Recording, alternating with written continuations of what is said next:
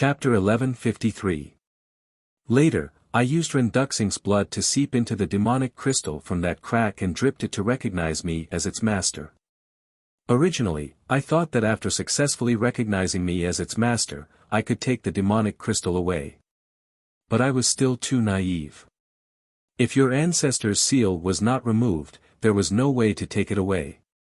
Just then, you appeared. At first, I didn't have much hope, but I didn't expect that you would actually awaken the purple gold dragon soul in the mermaid clan's holy land. When I saw the purple gold dragon soul, I expected that your bloodline power would awaken sooner or later. So when you entered the land of ruins, I used the identity of Renduxing to gain your trust. And you were really stupid. You actually didn't suspect me at all. Mu Tianyang shook his head and laughed. Yes, I was really stupid. Even my own father was not worthy of my trust, and I actually foolishly ran to trust a stranger. I really reaped what I sowed. Qin Feiyang shook his head and laughed at himself. But suddenly, his eyes trembled, dripping blood to recognize him as its master. Since the demonic crystal was his ancestor's, then there should be a blood contract with his ancestor. How could Mu Tianyang succeed in recognizing him as its master? Could it be that his ancestor had already passed away? No. His ancestor's strength was exceedingly high. No one could kill him, but how could he explain the blood contract? However, just as he was letting his imagination run wild, he realized a very serious problem. That was the mermaid clan's holy land. He looked at Mu Tianyang in surprise and said, "How did you know that my purple gold dragon soul was awakened in the mermaid clan's holy land?" Mu Tianyang smiled and said, "Do you still remember the valley in the Death Desert?" Valley? Qin Feiyang frowned and asked, "Is it the valley that suddenly disappeared?" Yes. Mu Tianyang nodded. Qin Feiyang's heart sank and said, "So, the skeleton at the bottom of the lake was really your skeleton?" Wrong. It's not a skeleton, it's a god skeleton. Mu Tianyang smiled proudly. Qin Feiyang said in a deep voice, "Whatever you say, I just want to know the truth." "Alright, I'll tell you the truth. At that time, you looked at my divine bone and tried everything to take it away. In the end, you accidentally cut your finger and some blood flowed out. Your blood has been absorbed by my godly bones. It was at that time that I learned that you were a descendant of Qin Batian. Because I am too familiar with the power of his bloodline." Mu Tianyang said. Qin Feiyang said in surprise, "You were already awake at that time." "That's right. At that time, I had already successfully possessed the body. When I sensed the bloodline power coming from the divine bone, I immediately left this place and headed to the desert of death. Originally, when I saw you take away the pill scripture and my 6 ribs, I was quite angry. However, after thinking about it, you actually had the ability to sever my divine bones. You must be extraordinary. Then, I followed you in the dark and observed you. So, whether you went to the Merfolk clan or what happened there, I know all about it. Including that little girlfriend of yours." Mu Tianyang laughed. Qin Feiyang clenched his hands tightly and asked, "Then why didn't you take back your ribs and the pill scripture?" "First, you need to grow, and these things can help you grow faster. Second, your tragic background. When I learned about your background and situation, I felt that we could work together. Actually, I was training you." Mu Tianyang said. "Training?" Qin Feiyang sneered and said, "Do you think there is a possibility of us working together?" "Of course there is. My goal is revenge, and so is yours. And the target of our revenge is the great Qin Empire. Why can't we work together? I also believe that as long as the two of us work together, with your ability and my foundation, we will be able to kill our enemies and wash away the shame in less than 10 years. Mu Tianyang said, his eyes full of killing intent. Qin Feiyang frowned. He didn't expect Mu Tianyang to have such a plan. Seeing that Qin Feiyang didn't speak for a long time, the man in white smiled and said, "The enemy of my enemy is my friend. You are a smart person. You should know what to choose without us saying more." Qin Feiyang looked at the man in white and said, "Who are you?" The man in white smiled and took a facial restoration pill.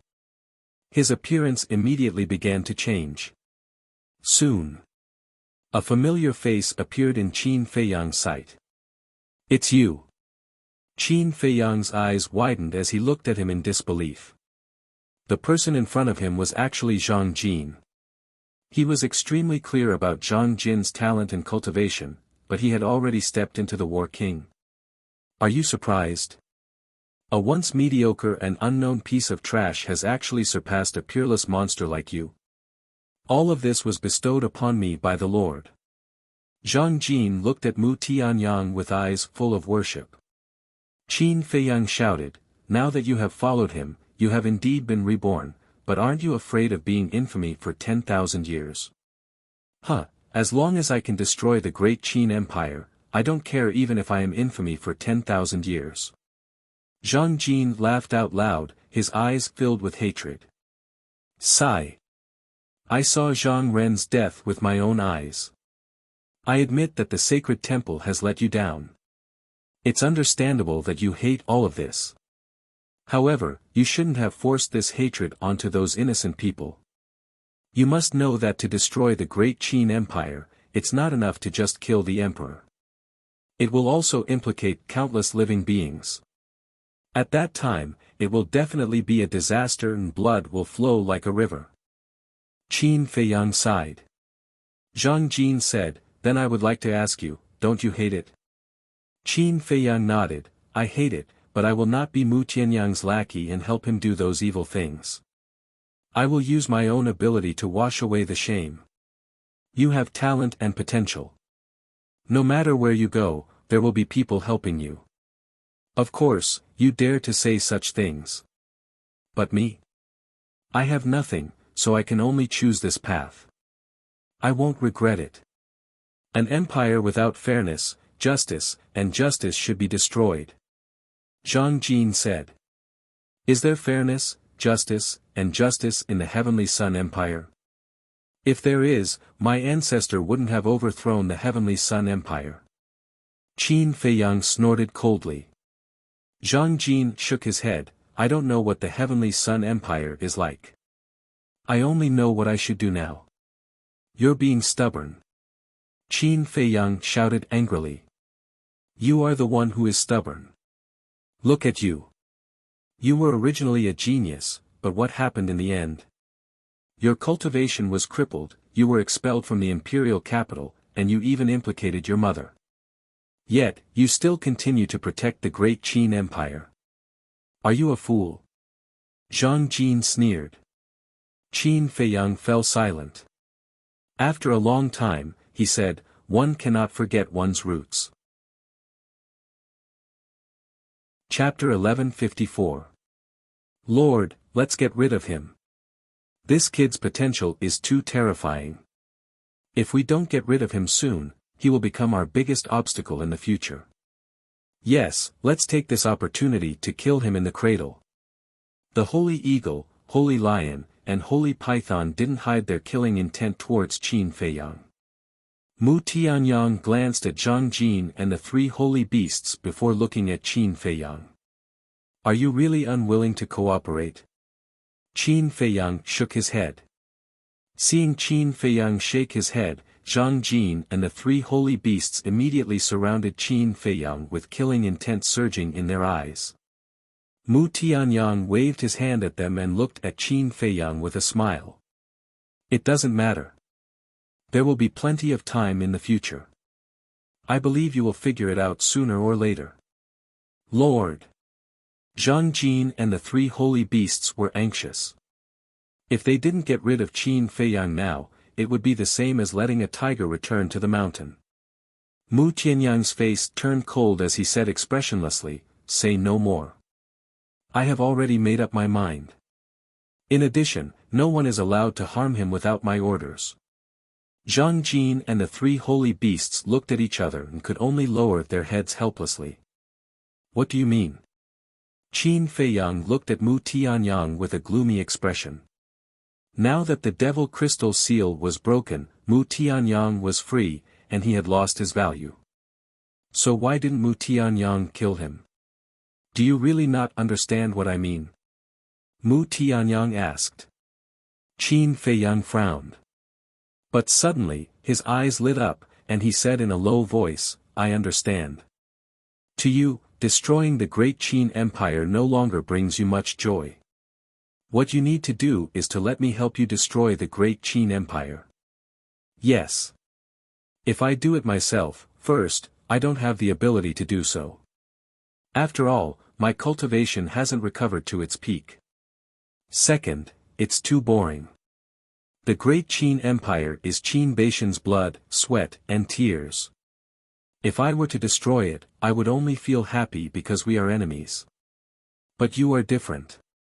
You are his descendant. Think about it.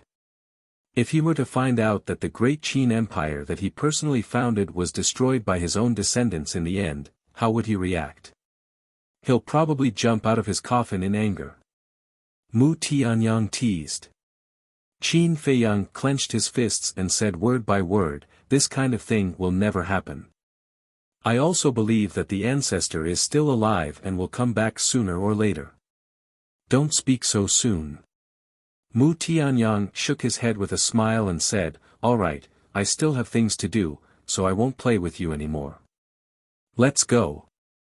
After he finished speaking, he took a step forward and flashed towards the passageway. Zhang Jin and the three holy beasts glanced at Qin Feiyang and followed after him. Wait! Qin Feiyang shouted. Is there anything else? Mu Tianyang stopped and asked. Qin Feiyang said, since you have already escaped, why didn't your consciousness return to your body and still occupy Renduxing's body? Because I want to become stronger. Mu Tianyang whispered, his eyes shining brightly, and then he left without looking back. Qin Feiyang didn't stop him. Because he couldn't stop it. Dongqing and Zhang Jin both hid their cultivation, so the cultivation of Mu Tianyang and the three holy beasts was definitely not as simple as it seemed on the surface. Moreover, just a wisp of Mu Tianyang's consciousness was not something he could match. A god was a god after all. It was not something a mortal like him could shake. But he was confident that sooner or later, he would also take that step. Not good. Suddenly, Qin Feiyang's face changed, he used phantom steps and rushed towards the passageway. Now, Yan Wei, Wolf King, Viper, and Dan Wangkai were still fighting outside. Mu Tianyang would let him go, but he might not let Yan Wei and the others go. So, he had to rush to the rescue as soon as possible. Bastard! The moment Qin Feiyang rushed out of the passageway, his face suddenly turned pale. Dongqing and the holy monkey were gone. Mu Tianyang and the others also disappeared. The storm above the canyon was also gone. Only corpses and blood were left on the ground. Wolf King, Yan Wei, Viper, and Dan Wangkai were also lying in a pool of blood, revealing little life fluctuations. Qin Feiyang hurriedly flew over and checked them one by one. Whether it was Wolf King, Yan Wei, or the other two, their qi was destroyed, and there was a bloody hole in their lower abdomen, blood spurting out like a column. Moreover, their sea of consciousness was also broken. If he had come a little later, he would have died. Qin Feiyang hurriedly took them into the castle. Seeing Qin Feiyang appear, Lu Hong and the others immediately rushed up, their faces full of concern. Help me take care of them. Putting down Yan Wei and the others, Qin Feiyang said to Lu Hong and the others in a low voice, then walked to the alchemy furnace and opened it to refine pills. The qi and sea of consciousness of Yan Wei and the others were too seriously injured, so serious that even the spirit sea pill and essence soul pill with 5 elixir veins may not be able to repair them. So, he wanted to refine the spirit sea pill and essence soul pill with 7 elixir veins. After a while, 4 spirit sea pills and essence soul pills came out. Lu Hong immediately took the pills and gave them to Yen Wei and the others one by one. Their situation gradually stabilized. Qin Feiyang refined 4 healing pills with 7 elixir veins and gave them to them. Seeing that their injuries had not only stabilized, but were also slowly improving, Qin Feiyang heaved a sigh of relief. Lu Hong wiped the sweat on her forehead, got up and looked at Qin Feiyang, and said, Mu Tianyang didn't kill them, but only seriously injured them, which shows that he cares about you. Qin Feiyang sneered, that's because I'm valuable. If I wasn't, I'm afraid I would have been smashed to pieces. Then what are you going to do next? Mu Tianyang is now really out of trouble, and he has the magic crystal in his hand. This is not a small matter, should we inform the people in the capital? Lu Hong's face was full of worry. Qin Feiyang shook his head and said, do you think they will believe me? Whether they believe it or not is their business, we just have to have a clear conscience. Besides, we are not doing this for them, but for the billions of people in the great Qin Empire. Are you able to watch as they die miserably at Mu Tianyang's hands? Lu Hong said.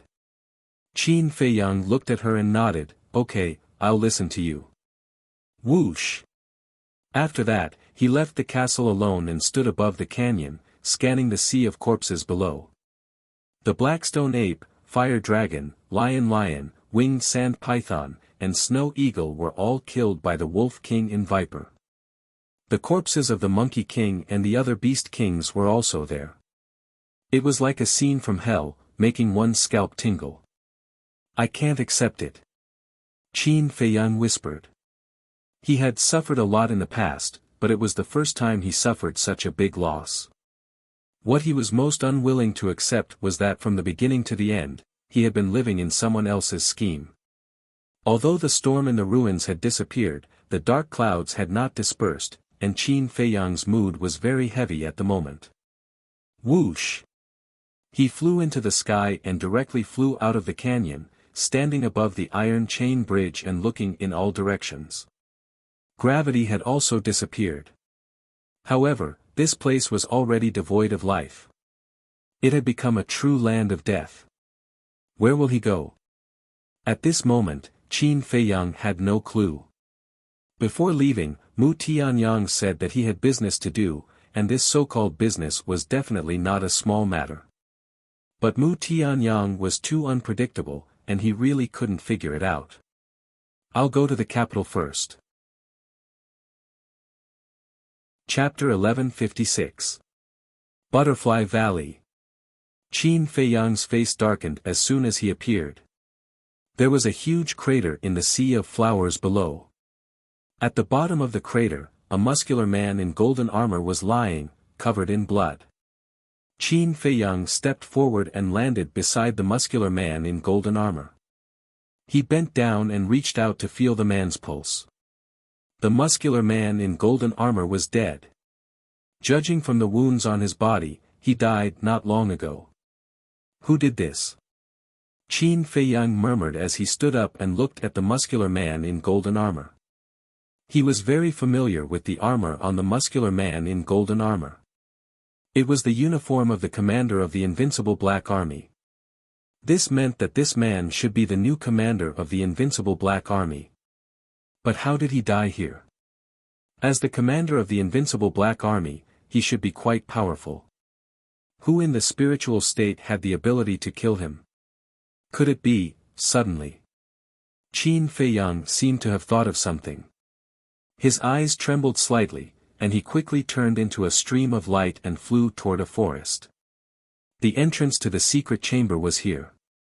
Qin Feiyang was familiar with the place and quickly entered the secret chamber. There was no one in the secret chamber. He stood in front of the altar, his eyes flickering. Suddenly, Qin Feiyang waved his hand, and his battle aura gushed out and flowed into the teleportation altar. Buzz! A moment later, the teleportation altar was activated and emitted a bright bloody light. Qin Feiyang stepped into the portal. The next moment, he appeared above an ice lake. That's right. He came to the Forgotten Continent again. He suspected that the person who killed the muscular man in golden armor was Mu Tianyang. He originally wanted to go to the imperial capital, but he was worried that Mu Tianyang would come to the Forgotten Continent. Mu Tianyang admitted that he couldn't shake the great Qin Empire with his current strength. Therefore, he thought that Mu Tianyang wouldn't enter the imperial capital rashly. Whoosh! Qin Feiyang dove down, and with a cracking sound, the ice on the lake broke, and he plunged into the lake. At the same time, at the peak of a giant mountain in the central divine kingdom, a purple-clothed youth sat cross-legged on the ground, his eyes glowing with a hazy luster. Suddenly, in his bright eyes, a glacier and snowy land appeared. A young man in a white robe was entering an ice lake below. This white-clothed youth was none other than Qin Feiyang. The scene in the purple-clothed young man's eyes froze at this moment. "You're finally back." The moment the image froze, the purple-clothed young man suddenly stood up, a bone-piercing cold light shooting out from his eyes. Immediately after, he opened a teleportation gate and walked in. Ice Lake. A huge snow python was lying at the bottom of the lake, taking a nap with its eyes closed. At this moment, Qin Feiyang was standing in front of the snow python's head. With respect in his eyes, he cupped his hands and said, "Greetings, Senior." The snow python slowly opened its eyes and looked at Qin Feiyang. It asked suspiciously, "Why are you here again?" Qin Feiyang said, "Junior came to ask, before Junior came, did anyone else enter the Forgotten Continent?" "No." The snow python shook its head and asked in confusion, "Why do you ask?" "No." Qin Feiyang frowned. From the snow python's attitude towards him before, the snow python shouldn't lie to him. But other than the Forgotten Continent, where would Mu Tianyang go? Could it be that he really went to the imperial capital? Or could it be that he had guessed wrongly from the beginning? The person who killed the golden-armored man wasn't Mu Tianyang at all. The snow python looked at Qin Feiyang suspiciously and asked, "Did you encounter some trouble?" Qin Feiyang said, "I wonder if Senior has heard of Mu Tianyang." Mu Tianyang. The snow python's pupils constricted, and it nodded, "The emperor of the Tianyang Empire, of course I know. He's back." Qin Feiyang said word by word. "What?" The snow python's expression suddenly changed. "Qin Feiyang, I know you're down there, get out quickly." At this moment, an angry shout sounded from above. Qin Feiyang raised his eyebrows and looked at the snow python. "Senior, I'm sorry, I'm going to meet an old friend." The snow python nodded absent-mindedly, as if it was thinking about something. Whoosh! Qin Feiyang broke through the waves and flew out of the ice lake. He saw a familiar figure standing in the void above. Who else could it be but Mu Qing? When enemies meet, their eyes turn red. At this moment, Mu Qing clenched his fists and his eyes turned red. He couldn't wait to tear out Qin Feiyang's tendons, peel off his skin, and crush his bones into ashes. Qin Feiyang glanced at him indifferently and then looked around. Mu Qing said, "Don't look around, I haven't had time to inform Father and the others." "You dare to come to me alone?" Qin Feiyang was surprised. "Why not? I don't believe that you dare to kill me." Mu Qing retorted sarcastically. Before his voice died away, Qin Feiyang took a step forward and landed in front of Mu Qing in an instant. He grabbed Mu Qing's neck and sneered, "Who gave you the confidence?" However, Mu Qing was not afraid. Instead, he asked with a mocking expression, "Mu Tianyang is back, right? How do you know?" Qin Feiyang's expression changed. Mu Qing said, "Although I'm not in the great Qin Empire, I can sense everything about Mu Tianyang." "You can sense it?" Qin Feiyang raised his eyebrows. Mu Qing said, "Haven't you always wanted to know the origin of the Mu family? Now I'll tell you, the Mu family is the descendant of Mu Tianyang." Sure enough. Qin Feiyang's heart trembled. He had thought of this a long time ago. However, he did not dare to make a conclusion because he could not find any conclusive evidence. I know where my ancestor is now and what he's going to do next. If you kill me now, no one will tell you this. At that time, you'll be like a headless fly, running around the world without any harvest. Don't think of using the slave seal to control me. I'm not Yen Wei and the rest. Threats and promises won't work on me at all. Mu Qing sneered. Qin Feiyang's face was as dark as water. Indeed. If it was someone else, he had many ways to make the other party speak the truth. However, he was not confident about Mu Qing. Qin Feiyang said, "What do you want?" "Divine crystals. And the space-time gate."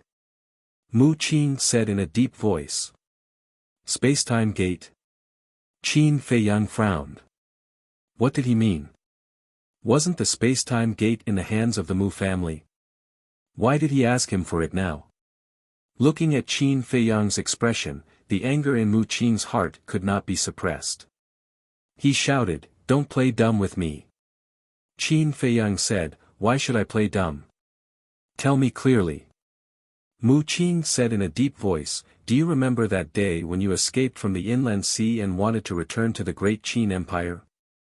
My ancestor chased you here." "I remember." Qin Feiyang nodded. "It was at that time that the space-time gate in my ancestor's hands was snatched away by the damn snow python under the ice lake. You were there at that time, and you still say that you don't know?" Mu Qing roared through voice transmission. "Ah!" Qin Feiyang was stunned. There was such a thing. This did exist, but because it happened after he left, he only knew about it now. Qin Feiyang asked, "Is it the real space-time gate?" "What do you think?" Mu Qing said angrily. If it was just the fake space-time gate, he would not be so anxious. Huh, Qin Feiyang laughed. This was really something to be happy about. Seeing Qin Feiyang laughing at his misfortune, Mu Qing's face became more and more ugly. "Don't think about the space-time gate, because I don't have the ability to get it back from her.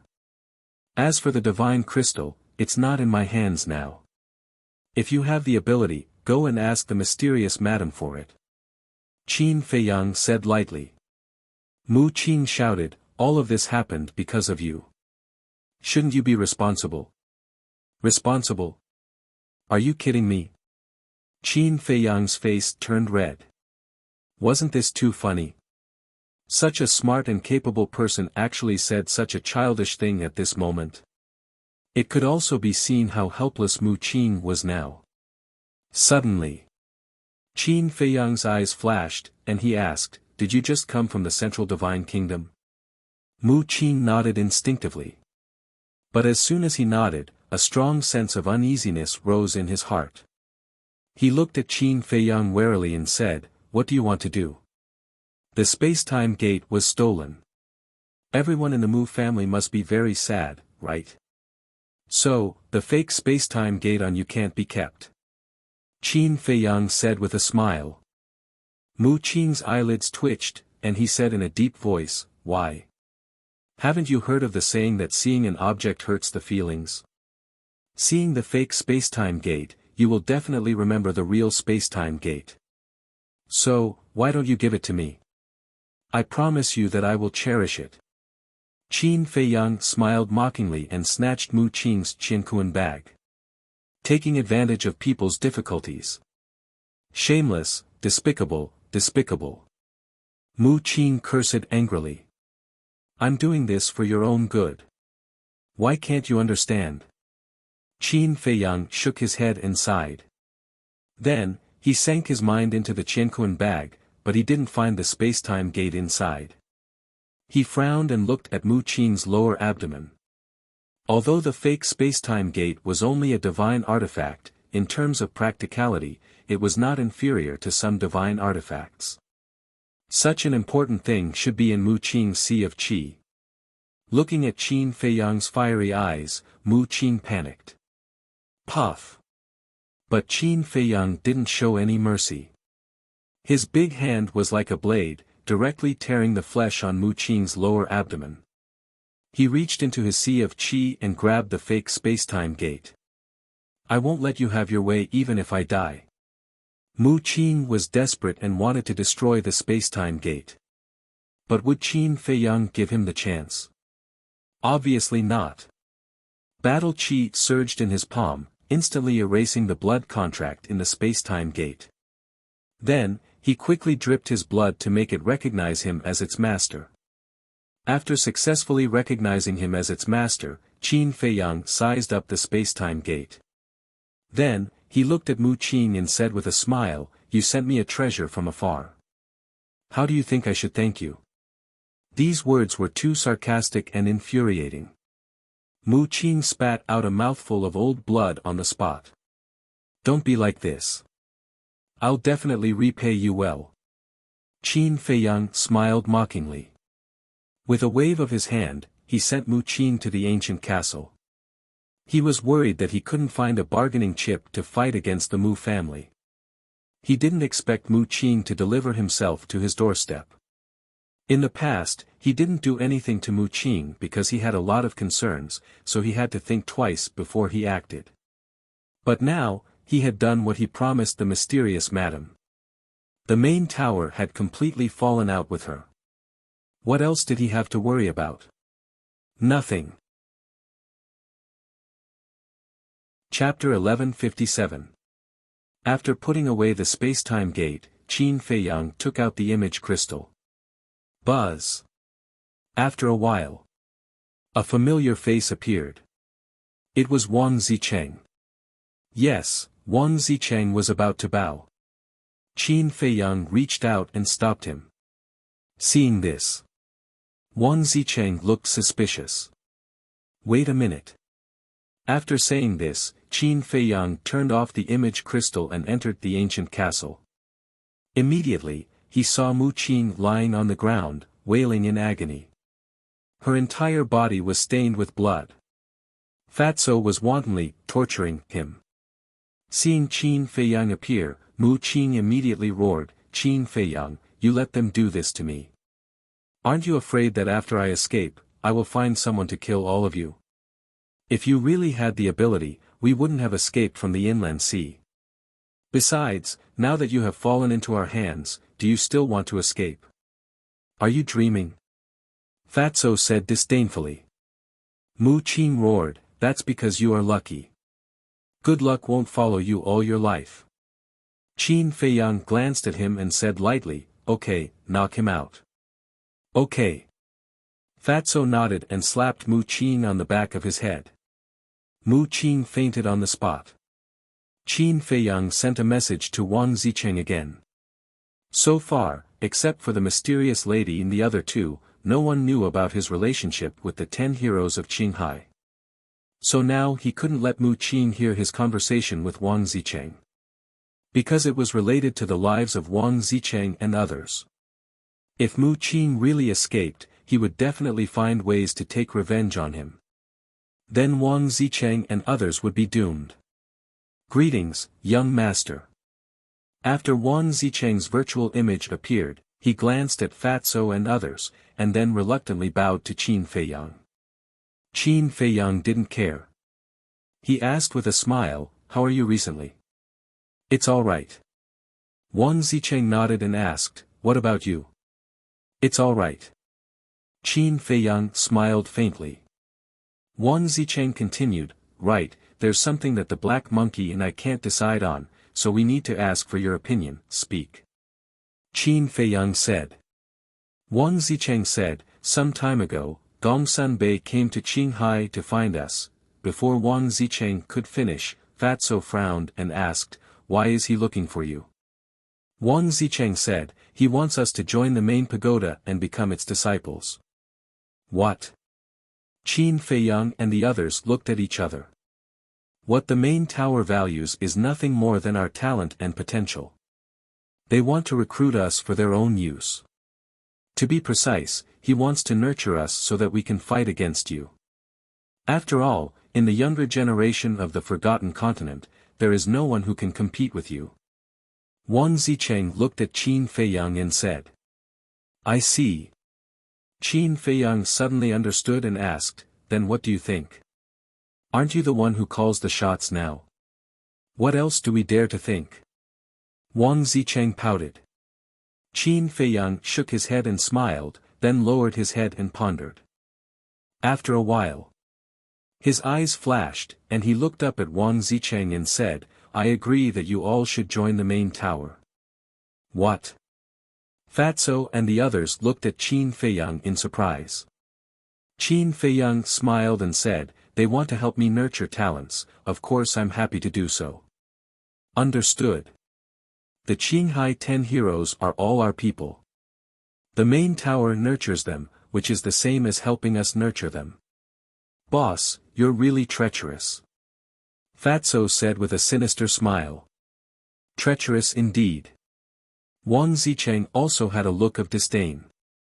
Qin Feiyang shook his head and looked at Wang Zicheng, saying, since we're going to put on a show, let's go all the way. From now on, you have to treat me as an enemy. Got it. Wang Zicheng nodded. Also, about Dan Wangkai and Viper, if Gongsun Bei asks about them, just say that they're missing. Qin Feiyang said. Okay. Wang Zicheng nodded and asked, is there anything else? No, you all have to be careful. Qin Feiyang exhorted and then turned off the image crystal. Fatso looked at Yen Wei and the others lying on the side and said in a deep voice, Boss, we can't be so passive anymore. Never again. Mu Tianyang, the Mu family, the main tower, the great Qin Empire, this is a game. And from this moment on, I'm no longer a chess piece. I'm going to become a chess player in this game. Although I don't have the ability to compete with them now, sooner or later, I'll make them all surrender at my feet and tremble in fear. Qin Feiyang clenched his fists and his eyes emitted an aggressive light. Fatso and the others looked at each other and remained silent. However, those incomparably resolute gazes represented their undying hearts. Qin Feiyang looked at Yen Wei and the others and Wolf King, and said to Lu Hong, take care of them. When they wake up, inform me immediately. Lu Hong nodded. Qin Feiyang looked at Fatso and said, I must know Mu Tianyang's next plan, so no matter what method you use, you have to make Mu Qing speak for me. Understood. Fatso smiled coldly. Whoosh! Qin Feiyang flashed and left the castle. He found the snow python again and said, Senior, how much do you know about Mu Tianyang? More or less, I know a little about it. But regarding his matters, don't look for me. Because, as long as he doesn't enter the Forgotten Continent, I won't ask.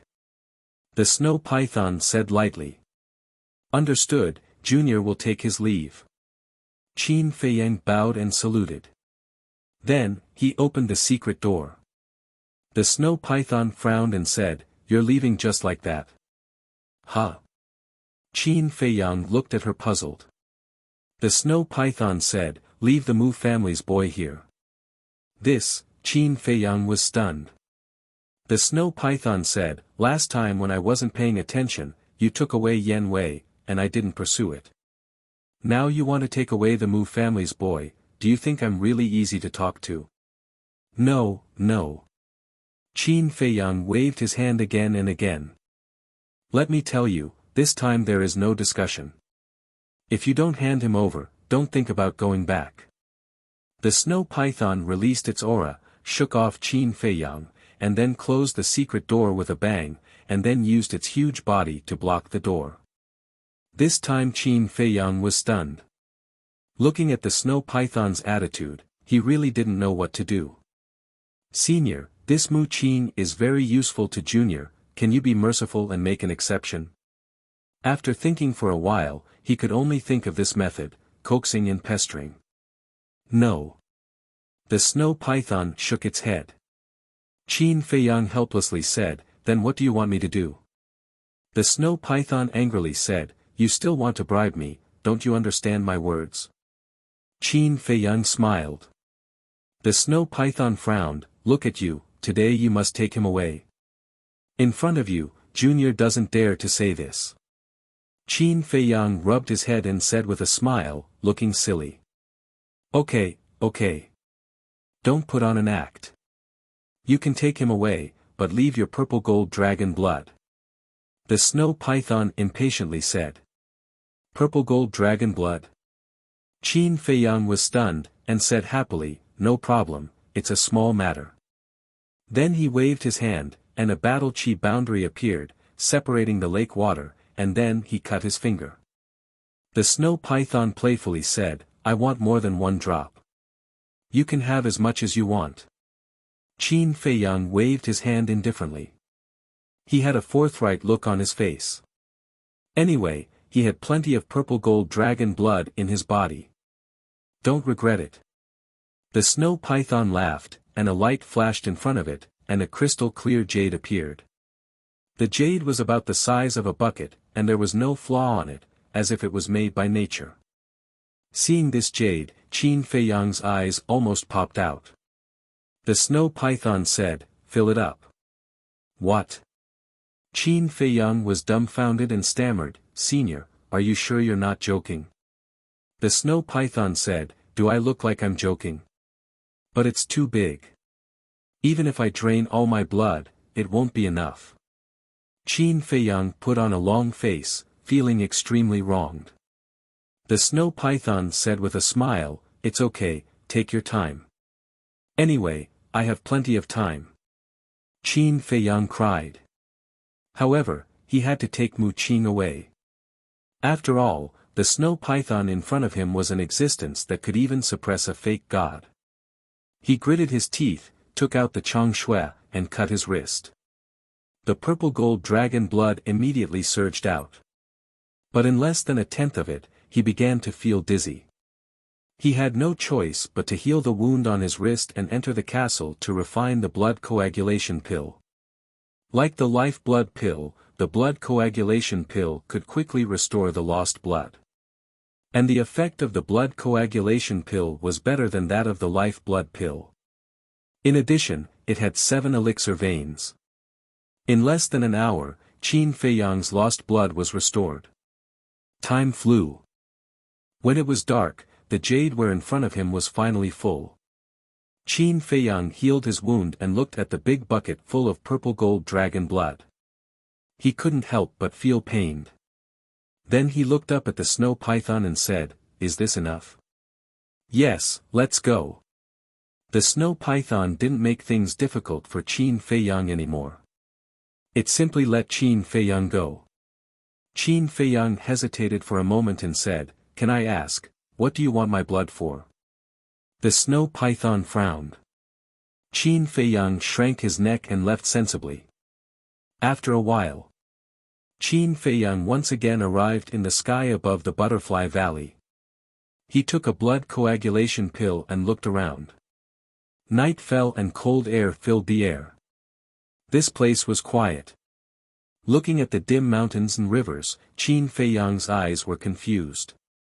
Buzz. After an unknown period of time, the image crystal in his arms rang. When Qin Feiyang took it out, Lu Hong's shadow appeared and said, awake. Qin Feiyang was refreshed and entered the castle. Yen Wei, Wolf King, Viper, and Dan Wangkai had all woken up. At this moment, they were leaning against the wall weakly. Qin Feiyang asked, when Mu Tianyang left, did he say anything to you? Yen Wei shook his head. Mu Qing, who was beaten black and blue by Fatso, sneered, if I don't say it, you'll never guess. Shut up. Fatso slapped Mu Qing, and another bloody palm print appeared on her face. Qin Feiyang turned to Mu Qing and raised his eyebrows slightly. He looked at Fatso and asked, he still won't say it? Fat Lord has tried everything, but this guy just won't say anything. Fat Lord is almost at his wit's end. Chapter 1158. Qin Feiyang's gaze turned cold, his hands forming a seal in front of his chest, and an enslavement seal quickly appeared. Whoosh! Following closely. The enslavement seal entered Mu Qing's sea of consciousness. The intense pain caused Mu Qin to howl miserably. When the pain disappeared, Mu Qin's face was slightly sinister, and he looked at Qin Feiyang mockingly, saying, "I've already told you, this is useless to me.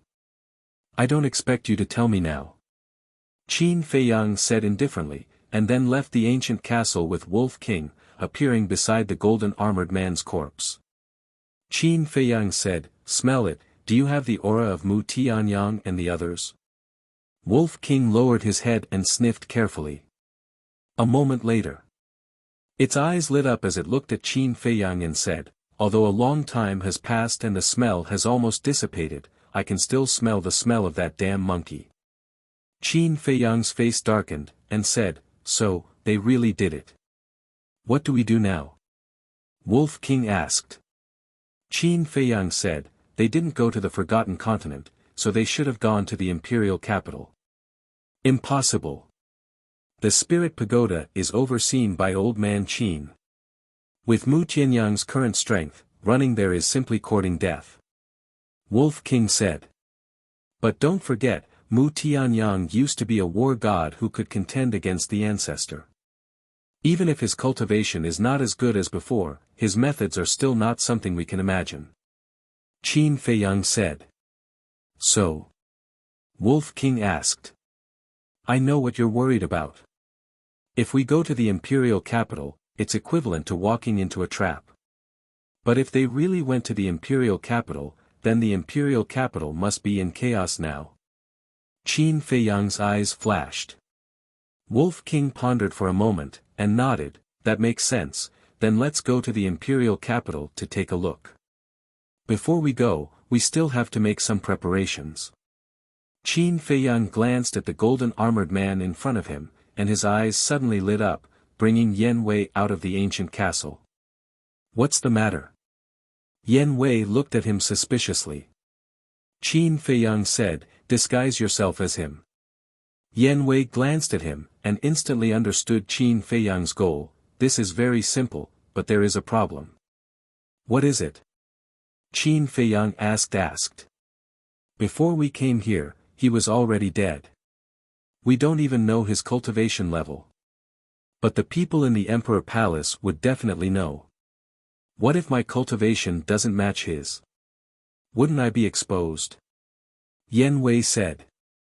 Qin Feiyang nodded and muttered, "The Black Iron Army is not as good as the Kirin Army, so whether it's the commander or the deputy commander, their cultivation is not very high." Suddenly, he seemed to have thought of something, looked at Qin Feiyang, Yan Wei, and Wolf King, and said, "You guys wait for me here, I'm going to find someone."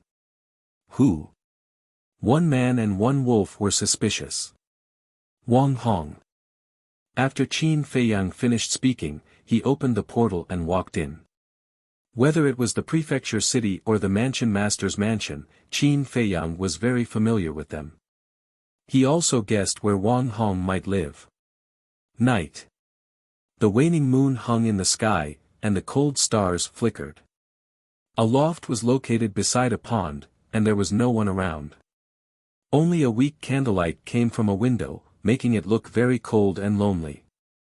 Through the window, one could vaguely see a figure sitting inside. This was the old man's former residence. And now, the old man had resigned and gone to the imperial capital, so it naturally belonged to Wang Hong. Whoosh! Qin Feiyang landed in front of the loft, looked around, and raised his head to look at the figure in the window. A long-lost smile appeared on his face. He took a step forward and walked to the window. When he opened the window, a familiar figure immediately entered his sight. Who else could it be but Wang Hong? He saw Wang Hong sitting in front of the coffee table, rubbing his forehead with a worried and distressed expression. Hearing the sound of the window opening, Wang Hong also looked up suspiciously. When he saw that it was actually Qin Feiyang, his expression changed drastically. Qin Feiyang flashed and entered the room. Wang Hong immediately got up and stood in front of the window, looking outside vigilantly.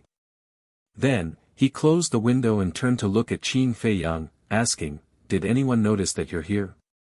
Qin Feiyang shook his head. "That's good. Wang Hong heaved a sigh of relief, pointed to the coffee table next to him, and said with a smile, "Sit down."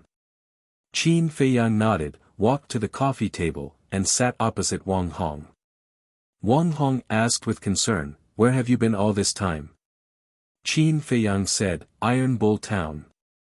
Wang Hong suddenly understood and said with a smile, "Compared to the imperial capital, Iron Bull Town gave you a sense of belonging, right?" "Yes." Qin Feiyang nodded. Wang Hong asked, "Then why did you come to me now?" Qin Feiyang said, "I came to ask you if you know the cultivation of the muscular man in golden armor." "The muscular man in golden armor?" Wang Hong was stunned. Qin Feiyang said, "The new commander of the invincible Black Army." "Oh, him." Wang Hong nodded and said in a deep voice, "He's very powerful. I heard from a few soldiers of the invincible Black Army that he's a 2-star combat emperor." "A 2-star combat emperor?" Qin Feiyang was stunned. "Isn't he the same as Yen Wei? This is a heaven-sent opportunity. Why are you asking about this? Are you going to attack him?" Wang Hong was surprised. Qin Feiyang said with a smile, "I don't need to do anything. He's already dead." "What?" Wang Hong suddenly stood up and said in shock, "Who did it?" "A very terrifying person." Qin Feiyang didn't say it clearly. Because the news of Mu Tianyang's return was too shocking. Once it was spread out, it would definitely cause a commotion. Wang Hong's pupils contracted. Although Qin Feiyang didn't say it clearly, he knew Qin Feiyang very well. Ordinary people wouldn't be able to enter Qin Feiyang's eyes. Therefore, if Qin Feiyang said the word terrifying, then the person must be extraordinarily terrifying. Of course. He could also see that Qin Feiyang was deliberately hiding it from him. Therefore, he didn't ask too much and didn't ask about Qin Feiyang's future plans. He only reminded Qin Feiyang to be careful. As for Wang Hong's concern for him, Qin Feiyang also remembered it in his heart. After he stood up and bowed, he prepared to leave. Crack!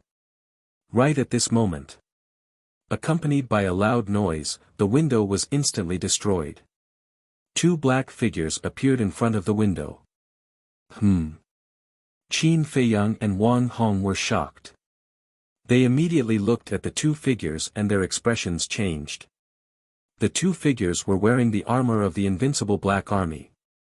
They had thick eyebrows and big eyes. Their bodies were burly and their eyes were extremely sharp. Their bodies emitted an extremely terrifying aura. What's going on? Qin Feiyang thought to himself. I don't know either. Wang Hong shook his head. His eyes were filled with confusion. The 2 burly men glanced at Wang Hong and then looked at Qin Feiyang. Boom! Without saying a word. Their aura exploded and they slammed their palms in the air.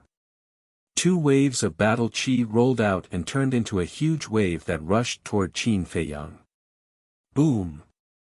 In the blink of an eye, the attic was torn apart and dust filled the air. 5-star battle saints. Qin Feiyang's eyes were also filled with murderous intent. He pushed Wang Hong away with his palm and met the attack head-on.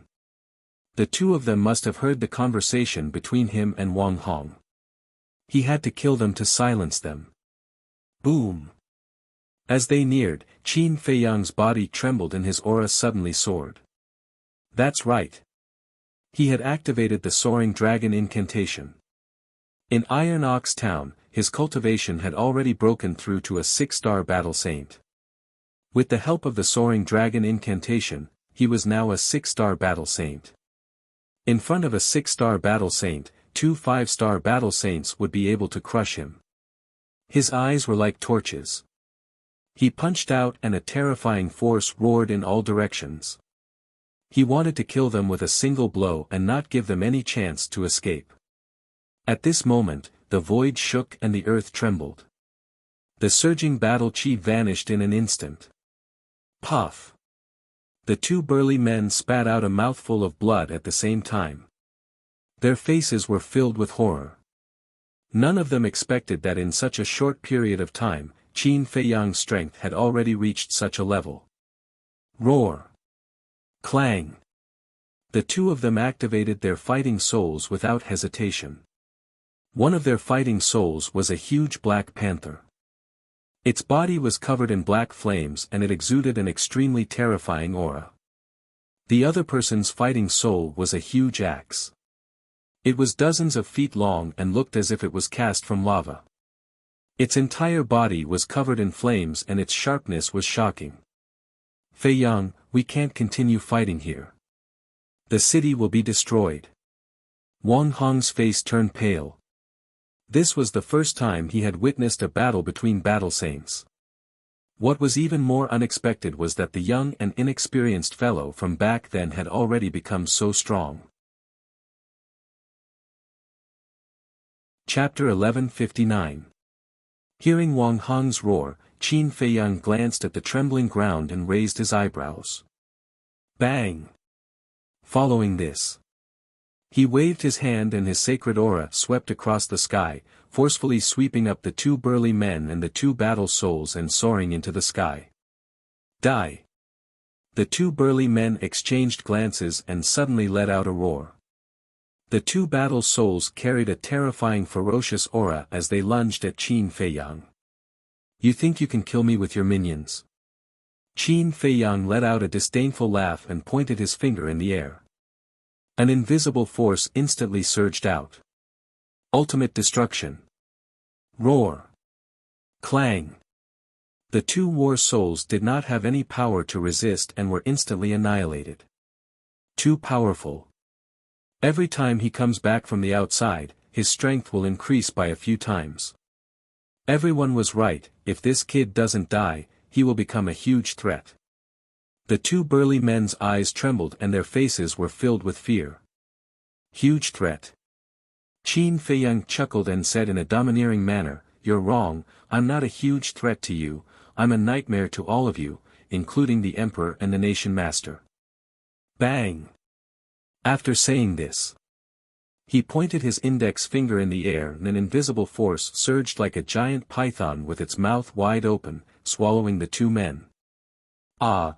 Following two shrill cries of agony, the two burly men died on the spot, their blood splattering across the sky. What's going on? Such a terrifying shockwave. Who's causing trouble in the mansion of the Patriarch? Although the battle was brief, the people of the various districts were startled. Everyone stood in the sky above the city and glanced at the mansion of the Patriarch with the help of the hazy moonlight. Even the people of the various districts were startled, and the guards of the mansion were no exception. They all rushed toward the scene with a murderous aura. Phew! Meanwhile, seeing the two burly men being killed, Wang Hong let out a sigh of relief and yelled, The shockwave from the battle was caused by me sparring with an old friend, so please don't panic, return to your posts and do what you're supposed to do. His voice echoed in the sky above the city like a bell. So it's the Manor Lord sparring with someone. You really gave me a fright.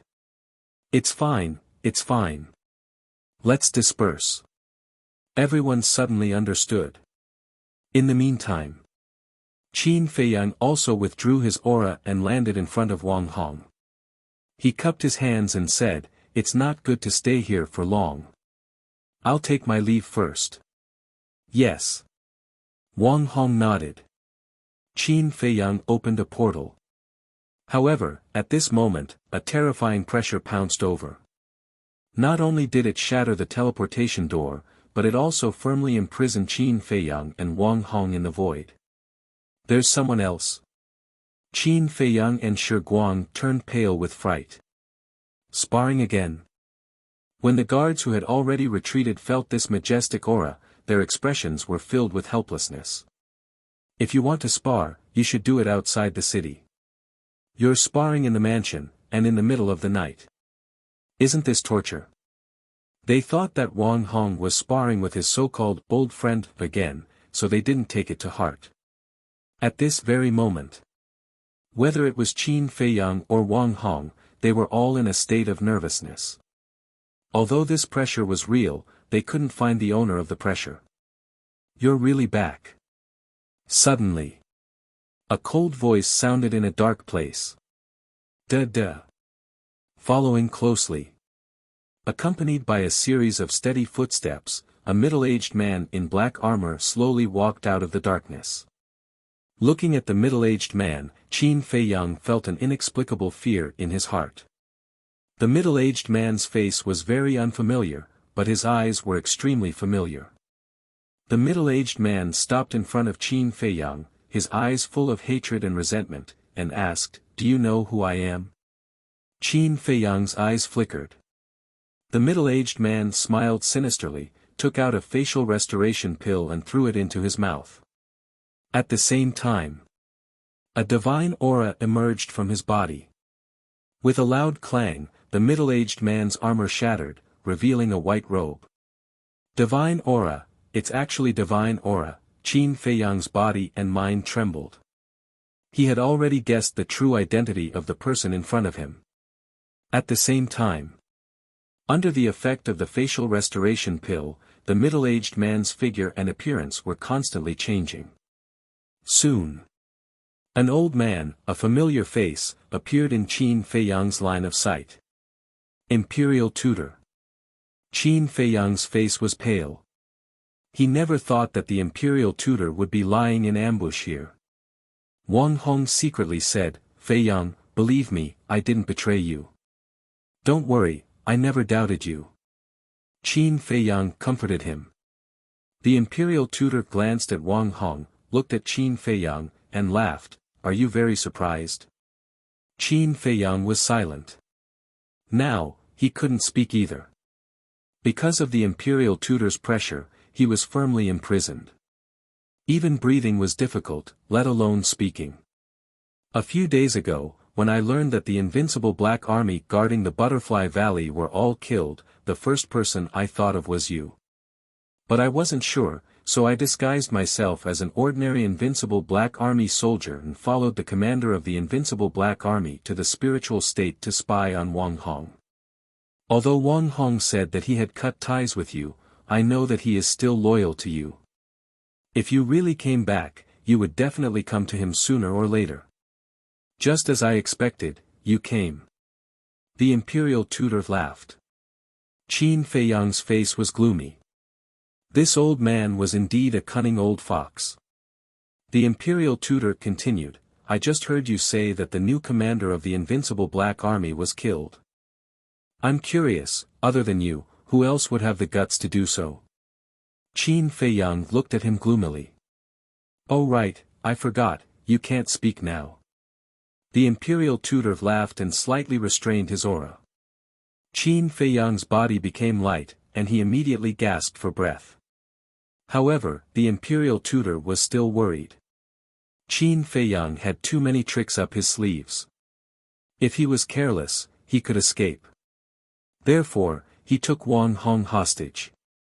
He waved his hand, and Wang Hong flew to him uncontrollably. The Imperial Tutor looked at Qin Feiyang and laughed, "If you dare to play tricks, don't blame me for being merciless." Qin Feiyang took a deep breath and stared at the Imperial Tutor with a vicious expression.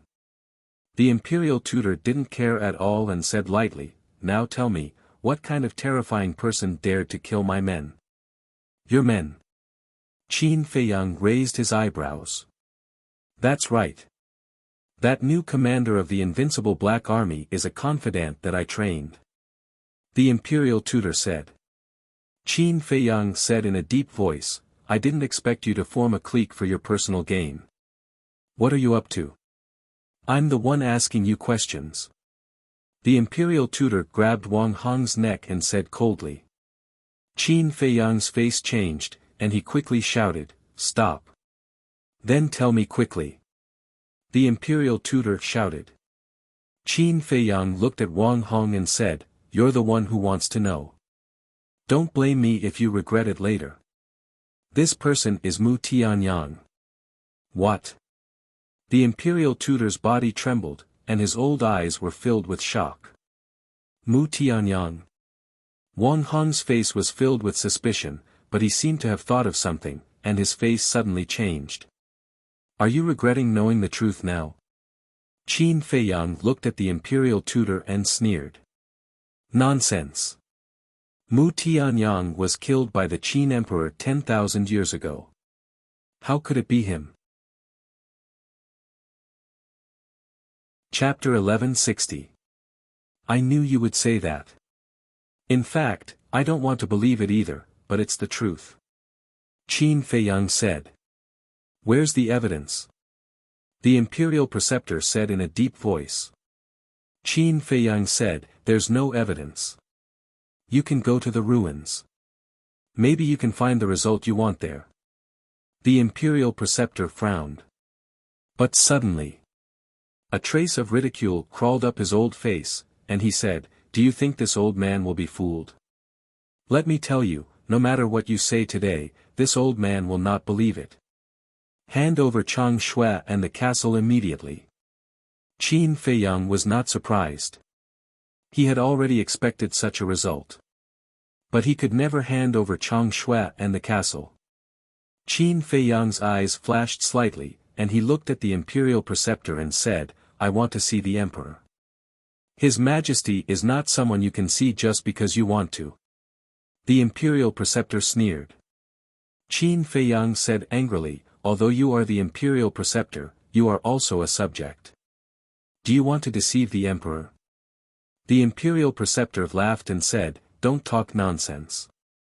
This is a capital offense, and to be honest, it's not that this old man doesn't want to take you there, but that His Majesty doesn't want to see you. No, His Majesty wants to see him very much. Suddenly, a hoarse voice sounded. Before the voice died away, a white-haired old man descended on the attic. It was Elder Qin who took back the pagoda. There was also a man and a wolf standing beside Elder Qin. It was Wolf King and Yen Wei. What's going on? Seeing this, Qin Feiyang was very surprised. Why would Wolf King and Yen Wei be with Elder Qin? At the same time, seeing Elder Qin suddenly appear, the imperial preceptor's eyebrows flashed with a trace of hostility. Elder Qin glanced at Qin Feiyang and Wang Hong, then looked at the imperial preceptor and said lightly, Imperial preceptor, please let them go. You're lucky. The imperial preceptor glanced at Qin Feiyang, and a trace of killing intent flashed in his old eyes. Qin Feiyang stretched his muscles and pointed at Wang Hong. And him. The state preceptor snorted coldly, he deceived the emperor and abused his power for personal gain. His crimes are unforgivable. I will execute him on the spot as a warning to others. No. Qin Feiyang bellowed. However, it was too late. The Grand Tutor squeezed his hand and Wang Hong's throat and neck were broken on the spot. Bastard, Qin Feiyang glared and rushed over like a madman. Humph. State preceptor snorted and threw Wang Hong to Qin Feiyang as if he was throwing garbage. But at the same time, a strand of false god's power surged out from his palm and entered Wang Hong's psyche ocean, crushing Wang Hong's soul in an instant. Qin Feiyang rushed up and hugged Wang Hong. He squatted in the air and looked at Wang Hong's pale face. He anxiously shouted, Senior, wake up. However, Wang Hong was already dead. It's all my fault, I shouldn't have come to find you. I'm the one who killed you, I'm sorry, Qin Feiyang tightly hugged the corpse that was gradually turning cold as he blamed himself in his heart. Above, Wolf King's eyes were also filled with killing intent and anger. Boom! All of a sudden, a monstrous killing intent rushed out from Qin Feiyang's body. A bloody, kill word appeared between his eyebrows. He landed on the ground and placed Wang Hong on the ground. He looked up at old man Qin and questioned, the emperor ordered that no one is allowed to harm anyone related to me for 10 years. Now that state preceptor is doing this, isn't it the same as disobeying the emperor's order?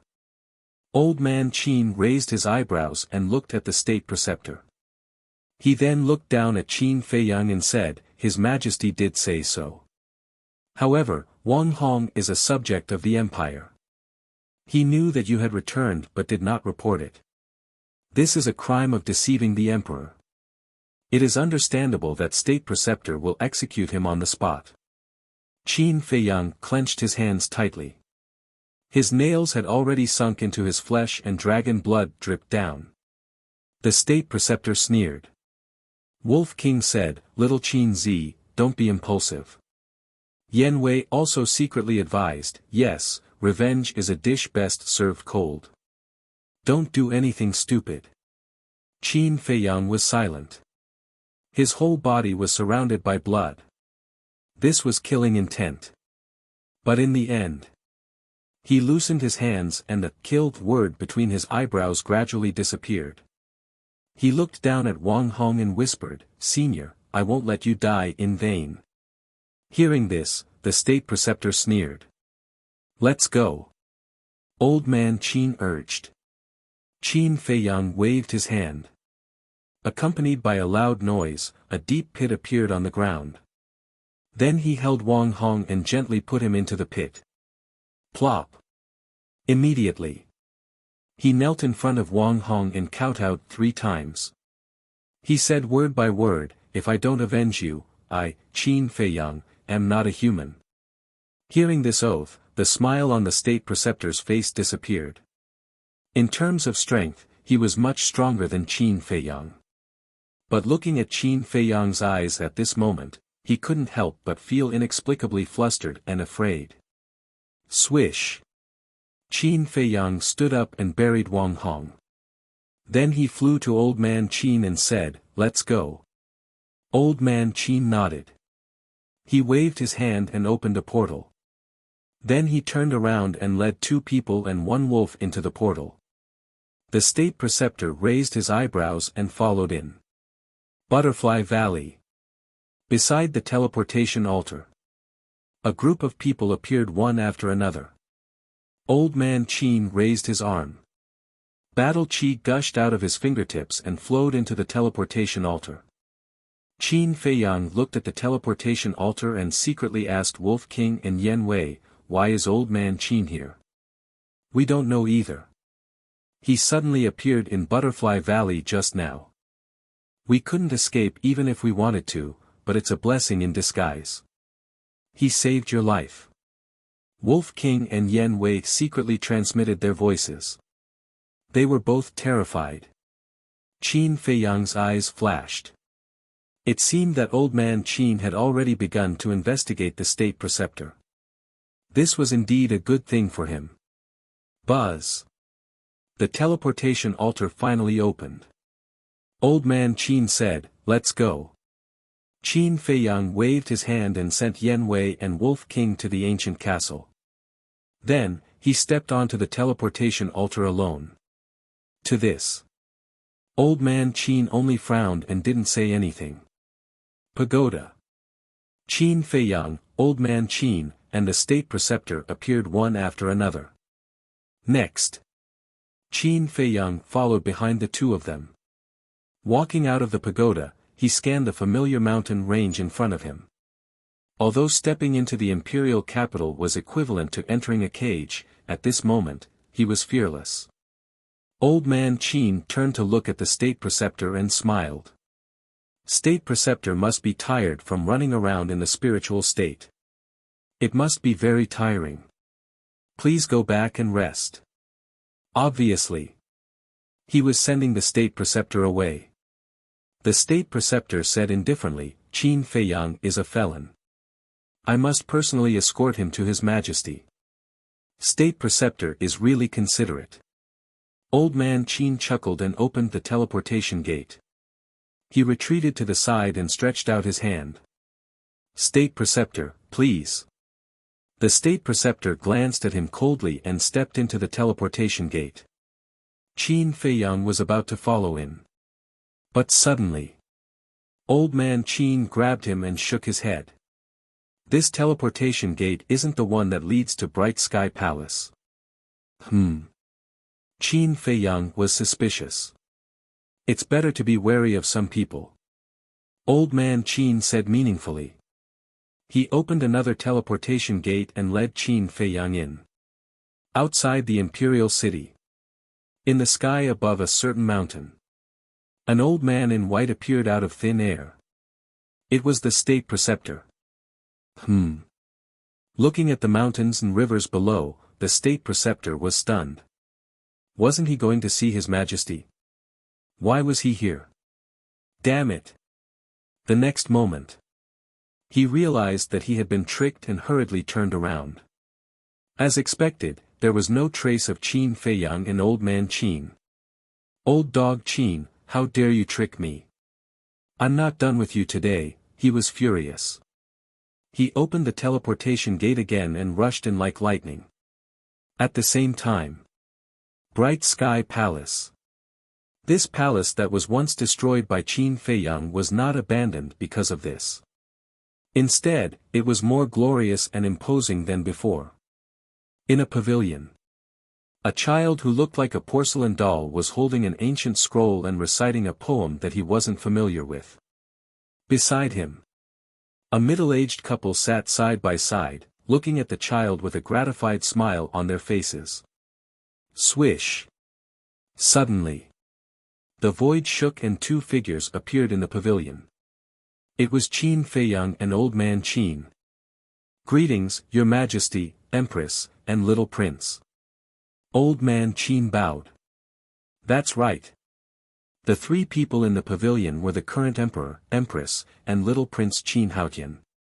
The arrival of Qin Feiyang and Old Man Qin also interrupted the Little Prince's recitation. He raised his head, revealing a childish face, looking at Qin Feiyang and Old Man Qin. Brother, at a glance, he recognized Qin Feiyang. He immediately put down the ancient scroll in his hand and ran towards Qin Feiyang. Seeing this, the Empress's expression changed. She hurriedly got up, hugged the little prince, and hid behind the Emperor as if she had seen a devil. At the same time, the Emperor also raised his head to look at Qin Feiyang, frowning slightly. Qin Feiyang said coldly, Old Man Qin, it seems that he doesn't want to see me. Old Man Qin smiled bitterly, His Majesty actually didn't know that you were coming. The reason why I said this is because I want to save you from the imperial preceptor. Save? Qin Feiyang sneered. The Emperor waved to the Empress and Little Prince, you guys go back first. The Empress had been waiting for this sentence. As soon as she heard the Emperor's words, she immediately carried the little prince and ran to the palace not far away. It was as if, in her eyes, Qin Feiyang was a demon that ate people without spitting out their bones. However, the little prince was a little unwilling. He kept shouting that he wanted to play with his brother. But the Empress would definitely not listen to him. The scene when the little prince fell into Qin Feiyang's hands last time was still vivid in her mind. After entering the palace, she not only closed the door tightly, but also asked the guards outside to guard strictly, not allowing Qin Feiyang to take half a step in. The Emperor looked at Qin Feiyang and said, even the mother of a country is so afraid of you. Do you feel a sense of accomplishment? I just feel sad. Qin Feiyang said lightly. You? The Emperor asked. What's sad about me? The sad person I'm talking about is you. As the emperor of a country, you have a lot of wives and concubines, but in the end, only one son is going to send you off. Isn't that sad? Qin Feiyang sneered. The emperor frowned and snorted coldly, even if I only have one son, I don't need you to pity him. Pity you? Huh, Qin Feiyang couldn't help laughing and said, you don't say, one day in the future, it may really be me who will send you off. His words were filled with a piercing coldness. What kind of person was the emperor? How could he not understand such words? Obviously. Chapter 1161. The emperor's face was as dark as water. Can't we sit down peacefully and have a good talk? He asked. That will never happen. Qin Feiyang shook his head. Old Man Qin couldn't help but sigh as he watched the father and son arguing with each other. The emperor also lost his patience and said, "Then tell me, what is your purpose in coming to me? If it's for your mother, then don't say it. There's no room for negotiation." Qin Feiyang's eyes flashed fiercely. "I'm here to tell you that Mu Tianyang is back." "What?" The emperor's face changed. Old man Qin was also surprised. He stared at Qin Feiyang and asked, "Is this true?" Qin Feiyang said, "It's up to you to believe it or not." The emperor looked at Qin Feiyang and suddenly said, "Shouldn't you hate me for what I did to you? Why are you here to tell me this news?" Qin Feiyang said, "I'm doing this for the people of the world, not for you." "The people of the world," the emperor muttered to himself as if he was thinking of something in the past. There was a complicated expression in his eyes. After a while, the emperor looked at Qin Feiyang and shook his head. "You're really like the ancestor. Unfortunately, you're not the ancestor." The ancestor he was talking about was the first emperor of the great Qin Empire, the Qin Emperor. The ancestor created a huge empire and left countless legends and miracles. Of course, I can't compare to the ancestor. But in this world, everyone has the right to talk about me except you. Do you understand? Qin Feiyang shouted in a stern voice. Old man Qin frowned. "No matter what, he's your father. You shouldn't talk about him like that." "Father?" Qin Feiyang shook his head and smiled. "Is there a father who abandons his wife and son? No. Besides, I've already returned the bloodline power he gave me. What else can I say?" The emperor couldn't help but clench his fists. Obviously, he was furious. Life is like this. Once you take that step, you will never be able to turn back. Back then, when you crippled my cultivation and drove me out of the imperial capital, you should have known that such a day would come. Qin Feiyang said coldly. The emperor couldn't hold it in any longer and roared, "Lock him up in the prison immediately. Without my order, no one is allowed to visit him." "Your Majesty." But at this moment, the imperial preceptor came in anger. He gloomily glanced at old man Qin, then looked at the emperor and bowed. "Your Majesty, this child has become a great threat. We can't let him live any longer. I suggest that we execute him on the spot." The emperor clenched his fists and nodded. "All right, execute him on the spot." Qin Feiyang shrugged. It was not the first or second time that the emperor had ordered him to be killed. He no longer cared. But since he didn't die the last time, he swore that no matter what difficulties he encountered in the future, he would try his best to survive. Therefore, he would not sit still and wait for death. Whoosh! Qin Feiyang's mind moved. He activated the concealment technique and turned around to use phantom steps. Without looking back, he escaped into the air. "You think you'll be fine if you hide in the castle?" The imperial preceptor sneered. His divine sense emerged and rushed towards the place where Qin Feiyang disappeared. Why isn't there?" The imperial preceptor was dumbfounded. He thought that Qin Feiyang had hidden in the castle, but when he used his divine sense to scan, he didn't find the castle at all. No. Old man Qin and the emperor looked at each other. Old man Qin also immediately released his divine sense to search for the place where Qin Feiyang disappeared. A moment later, his gaze trembled slightly. He raised his head to look at the emperor and shook his head. "There really isn't." The emperor said, "Impossible, everyone knows that the castle can't be moved. He must be here." Old man Qin was surprised. Could it be that his castle can be moved? "Do you think that other than the castle, I don't have any other means to save my life? Today is different from the past. In these years in the Forgotten Continent, I've obtained far more than you can imagine. Just wait, the good show is yet to come." Suddenly, Qin Feiyang's cold voice came from afar. "What? He's already escaped so far. The three of them hurriedly raised their heads and looked in the direction of the voice.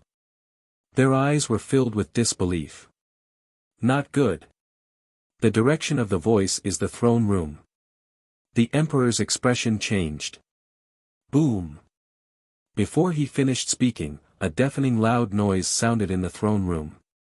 This is only the interest. In the future, I'll make you pay back double. Qin Feiyang's voice sounded again. The emperor hurriedly rose into the air and swept over the throne room like lightning. Immediately. He was so angry that his whole body trembled. Below them, the originally dazzling throne room had already turned into a pile of ruins. The throne room was the place where every generation of emperor ascended the throne. It was the place where civil and military officials met the emperor. It was the most sacred place in the imperial palace. It could be said that the throne room represented the imperial power and the emperor's prestige. However, at this moment, Qin Feiyang actually destroyed the throne room in such a grand manner. This could no longer be described as offensive. This was blasphemy.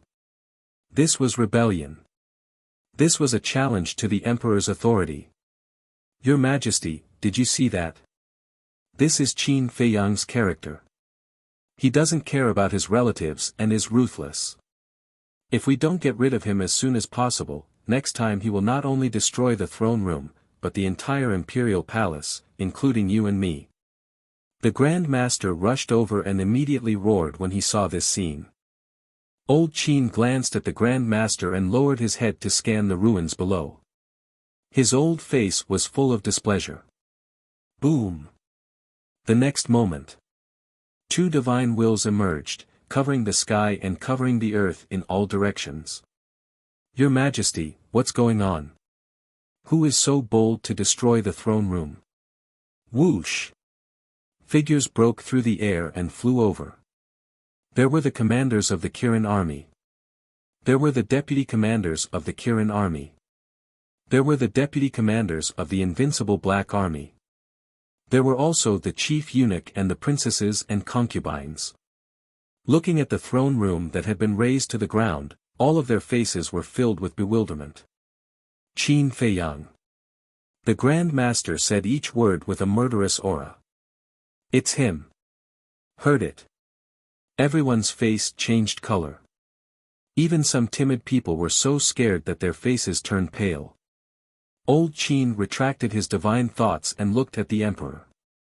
Your Majesty, we can't find him. It seems that he has escaped. As long as he enters the imperial capital, he has nowhere to run. All deputy commanders, listen to my order. The emperor shouted. Yes, Your Majesty. Whether it was the deputy commanders of the Kirin army or the invincible Black Army, they all knelt in the void. The emperor said, track him down immediately. Even if you have to turn the imperial capital upside down, find him for me. It could be seen that this time, he was really angry. Yes, Your Majesty. The group of deputy commanders responded respectfully, then turned around and flew into the sky. Commander of the Kirin army. The emperor shouted again. Yes, Your Majesty. The commander of the Kirin army bowed and said. His mother is in the Violet Palace. He will definitely find a way to see her. Immediately go to the Violet Palace and guard it. As long as you see him, kill him without mercy. In addition, issue a bounty. Anyone who provides the whereabouts of Qin Feiyang will be rewarded with a sacred artifact and 3 chances to enter the Imperial Palace's martial arts treasury. And the one who takes the head of Qin Feiyang will be conferred the title of Marquis. The emperor shouted angrily. His voice was like thunder, piercing through the clouds. Conferred the title of Marquis. The commander of the Kirin army trembled both physically and mentally. Since the establishment of the Great Qin Empire, other than the 100 Marquis that were personally conferred by the first emperor, there had never been a new Marquis. Of course. The successive emperors also had the idea of conferring the title of Marquis. But the successive emperors also had concerns. And this concern was the current 100 Marquis. If others were to be conferred the title of Marquis, then the current 100 Marquis would definitely have objections. After all, the ancestors of these Marquis were the founding fathers who followed the first emperor to conquer the world. In other words, they were all descendants of meritorious officials. If others were to be on equal footing with them, they would not be happy. So after 10,000 years, there had never been a new Marquis. But who would have thought that at this moment, in order to hunt down Qin Feiyang, the emperor would actually issue such a decree? This was enough to show that the emperor was not joking this time. He was going to be serious. Seeing the commander of the Kirin army not moving, the emperor angrily shouted, "What are you standing there for? Hurry up and go." The commander of the Kirin army knelt in the air and shouted, "Your Majesty, the title of Marquis is not a small matter. Your Majesty, please reconsider." The emperor said, "I have made up my mind." "Your Majesty," the commander of the Kirin army still wanted to say something. The emperor was furious and shouted, "Do you want to defy the decree? This subordinate does not dare. This subordinate will go now." The commander of the Kirin army's eyes trembled. He quickly got up and opened the portal to leave. When the portal disappeared, the emperor looked at the horizon and said, "If I don't kill you, where will my dignity go?" After that, he flicked his sleeves and left. "Little bastard, let's see how you escape this time." The imperial tutor laughed in his heart. This was exactly the result he wanted. Beside him, Elder Qin stared at the emperor's back and remained silent. However, if one looked closely, they would find that his eyes were fixed on the imperial tutor. There was a strange light in the depths of his eyes. What? Qin Feiyang is back again. And he destroyed the throne room? He's too audacious. Soon.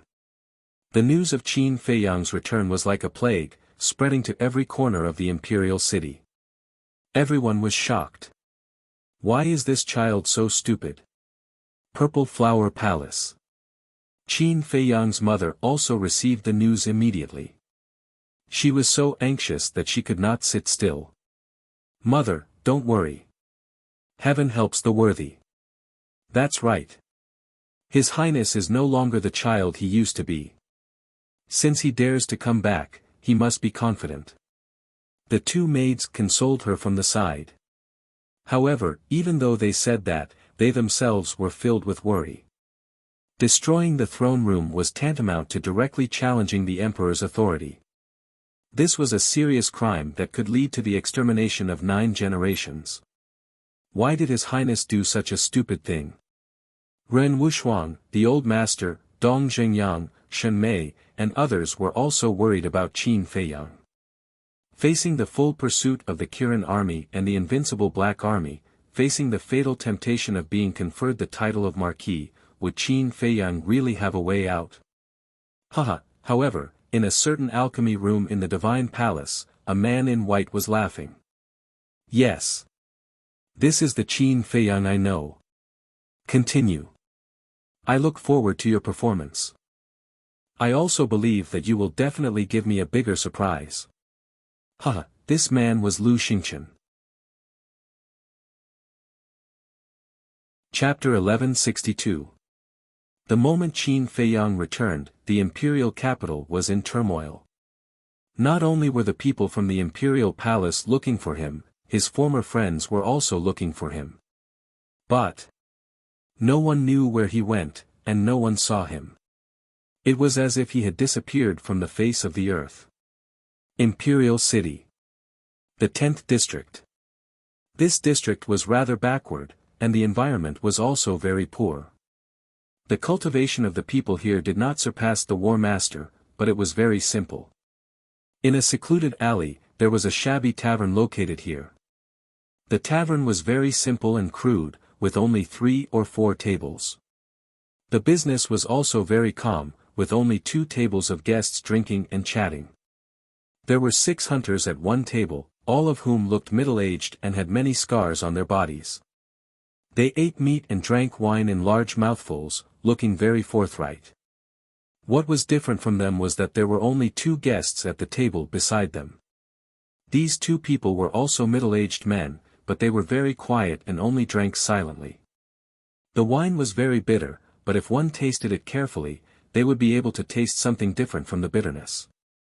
This taste was tranquility.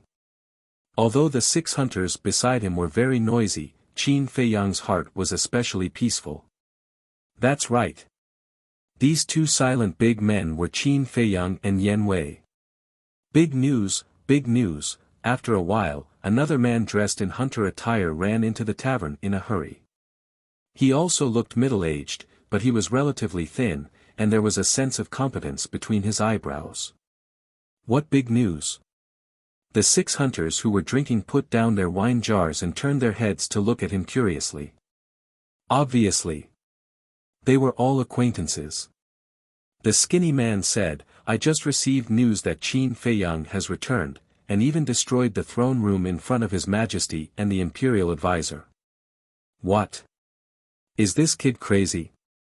What kind of place is the throne room? He dares to destroy it. Isn't he courting death? Is His Majesty very angry now? The 6 hunters were shocked. Yes, he's furious. He even issued a bounty. Anyone who sees Qin Feiyang will be rewarded with a sacred artifact and free entry into the Imperial Palace's martial arts treasury 3 times. If you can take Qin Feiyang's head, you will be conferred the title of Marquis. The skinny man said, his eyes filled with desire. Conferred Marquis. The 6 hunters were dumbfounded. The tavern owner and waiter were also dumbfounded. Crack. But at the same time, the sound of a wine glass breaking could be heard. The skinny man and the others all looked at Qin Feiyang, only to see that the wine cup in Qin Feiyang's hand had already shattered into pieces. Yan Wei hurriedly got up and smiled apologetically. "I'm sorry. My brother has suffered some setbacks recently and is in a bad mood. We will compensate according to the price later." When the tavern owner heard this, he waved his hand and said with a smile, "It's fine, it's fine. It's just a wine cup. Give him another one."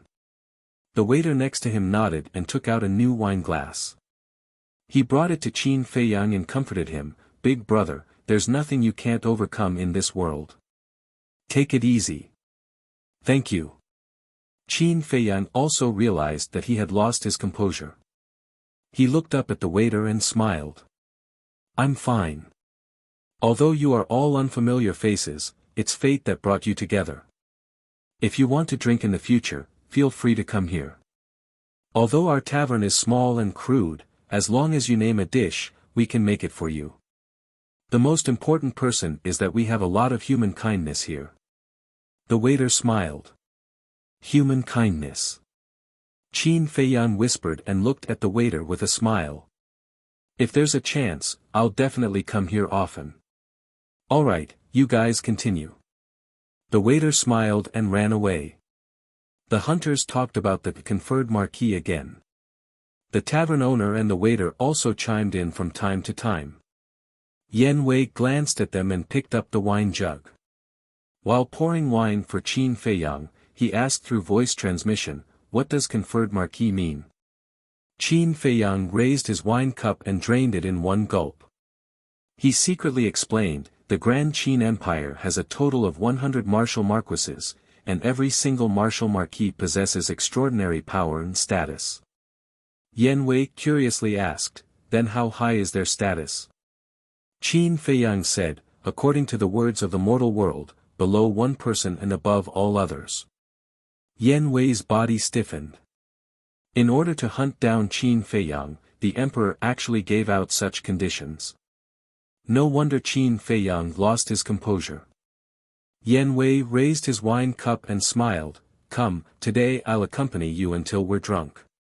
He was a rough person and didn't know how to comfort Qin Feiyang. So he could only accompany Qin Feiyang to drink to his heart's content. Qin Feiyang glanced at him and shook his head, "This blow is nothing to me. And now is not the time to get drunk. Are you really okay?" Yan Wei looked at him doubtfully. Qin Feiyang laughed, "Do I look like a weak person to you?" Yan Wei looked at him seriously for a moment and shook his head with a smile, "You don't. Then that's incredible. The question I'm thinking about now is, where did Mu Tianyang go?" Qin Feiyang drank his wine and frowned. Yan Wei pondered for a moment and thought, could this be a pretense? Qin Feiyang was stunned and asked telepathically, "What do you mean?" "What I mean is, he might have guessed that we would follow him, so he deliberately went to Butterfly Valley and left some clues, making us mistakenly think that he went to the Forgotten Continent and the Imperial Capital. And in reality, he might still be in the spiritual state." Yan Wei thought to himself. Qin Feiyang's eyes lit up. Why didn't he think of that? As the previous emperor, Mu Tianyang was wise and astute, so he definitely wouldn't let others easily grasp his whereabouts. Perhaps, this really was a pretense. Buzz. At this moment, the image crystal in Qin Feiyang's arms rang. Qin Feiyang frowned. Who would send him a message at this time? Now that he was in the imperial capital, the people of the 9 continents and the Forgotten Continent couldn't send him a message. It could only be someone in the imperial capital. And although in the imperial capital, anyone who had established a contract bridge with him had a close relationship with him, at this time, he had to be cautious. So he was hesitating. Phew. After pondering for a while, Qin Feiyang took a deep breath, took out a dozen gold coins, put them on the table, and was about to get up and leave. But the conversation between the hunters, the tavern owner, and the waiter piqued his interest. The waiter asked, "Do you think Qin Feiyang will be caught this time?" For a moment, the tavern owner and the hunters fell silent. Qin Feiyang didn't pay any attention to the trembling image crystal. He looked at them with great interest. A moment later, the tavern owner shook his head and said, "Actually, it's obvious that the people of the Imperial Palace won't be able to catch him." Qin Feiyang was stunned, got up and walked over, smiled and said, "Why do you say so? If Qin Feiyang is really so easy to catch, he wouldn't have escaped so many times in the past. Moreover, when he destroyed the throne room, His Majesty and the Imperial Advisor were both present, but they still let him escape, not to mention that he has now escaped from the Imperial Palace. Although I haven't seen Qin Feiyang, I have heard a lot of rumors about him. His current strength can't confront the Imperial Palace head-on, but in terms of means, I reckon that no one in the Imperial Palace can compete with him." The tavern owner chuckled. Qin Feiyang shook his head and laughed. He didn't expect that in the eyes of these ordinary people, he would have such a high opinion of him. "Bill." Qin Feiyang put the gold coins in his hand on the table. The tavern owner glanced at the gold coins, there were more than a dozen, and hurriedly said, "That's too much." Qin Feiyang and the waiter drank 2 pots of wine. And these 2 pots of wine were just ordinary spirits, worth a few silver coins at most. Qin Feiyang glanced at the hunters and said with a smile, "It's okay, just treat it as my treat." Then, he opened the portal and left with Yan Wei. In the tavern, several people looked at each other, then shook their heads and laughed, and whispered again. Outside the city. Black Dragon Pool. The image crystal had stopped vibrating. However, he was waiting. If the person who sent him a message before really had something to ask him, then he would definitely continue to send him a message later. Sure enough. In less than 100 breaths, the image crystal vibrated again. Qin Feiyang took out the image crystal. Buzz. An illusory figure appeared. It was a woman in white, with an exquisite figure, fluttering black hair, exquisite facial features, and smooth skin. She could be called a peerless beauty. "Sister." Qin Feiyang's eyes trembled slightly. That's right. This woman was Ren Wuxuang. Feiyang. Seeing Qin Feiyang, Ren Wuxuang was also very excited. Qin Feiyang said self-reproachfully, "Sister, I'm sorry to have made you worry." Ren Wuxuang said angrily, "Silly boy, what's the relationship between us?" Why are you apologizing to me? Qin Feiyang felt warm in his heart and asked, how is the old man now? Ren Wuxuang said, Grandpa is very good, but he often misses you and wants to see you. I'm sorry, I haven't visited you since I came back. Qin Feiyang lowered his head and said. He treated Ren Wuxuang as his own sister, and he also treated the old man as his own grandfather. So when he heard this, he felt guilty. It's okay, because we all know that you have no choice now, and you don't want to implicate us. Grandpa and I don't ask for much, as long as you're fine. Ren Wuxuang said with a smile.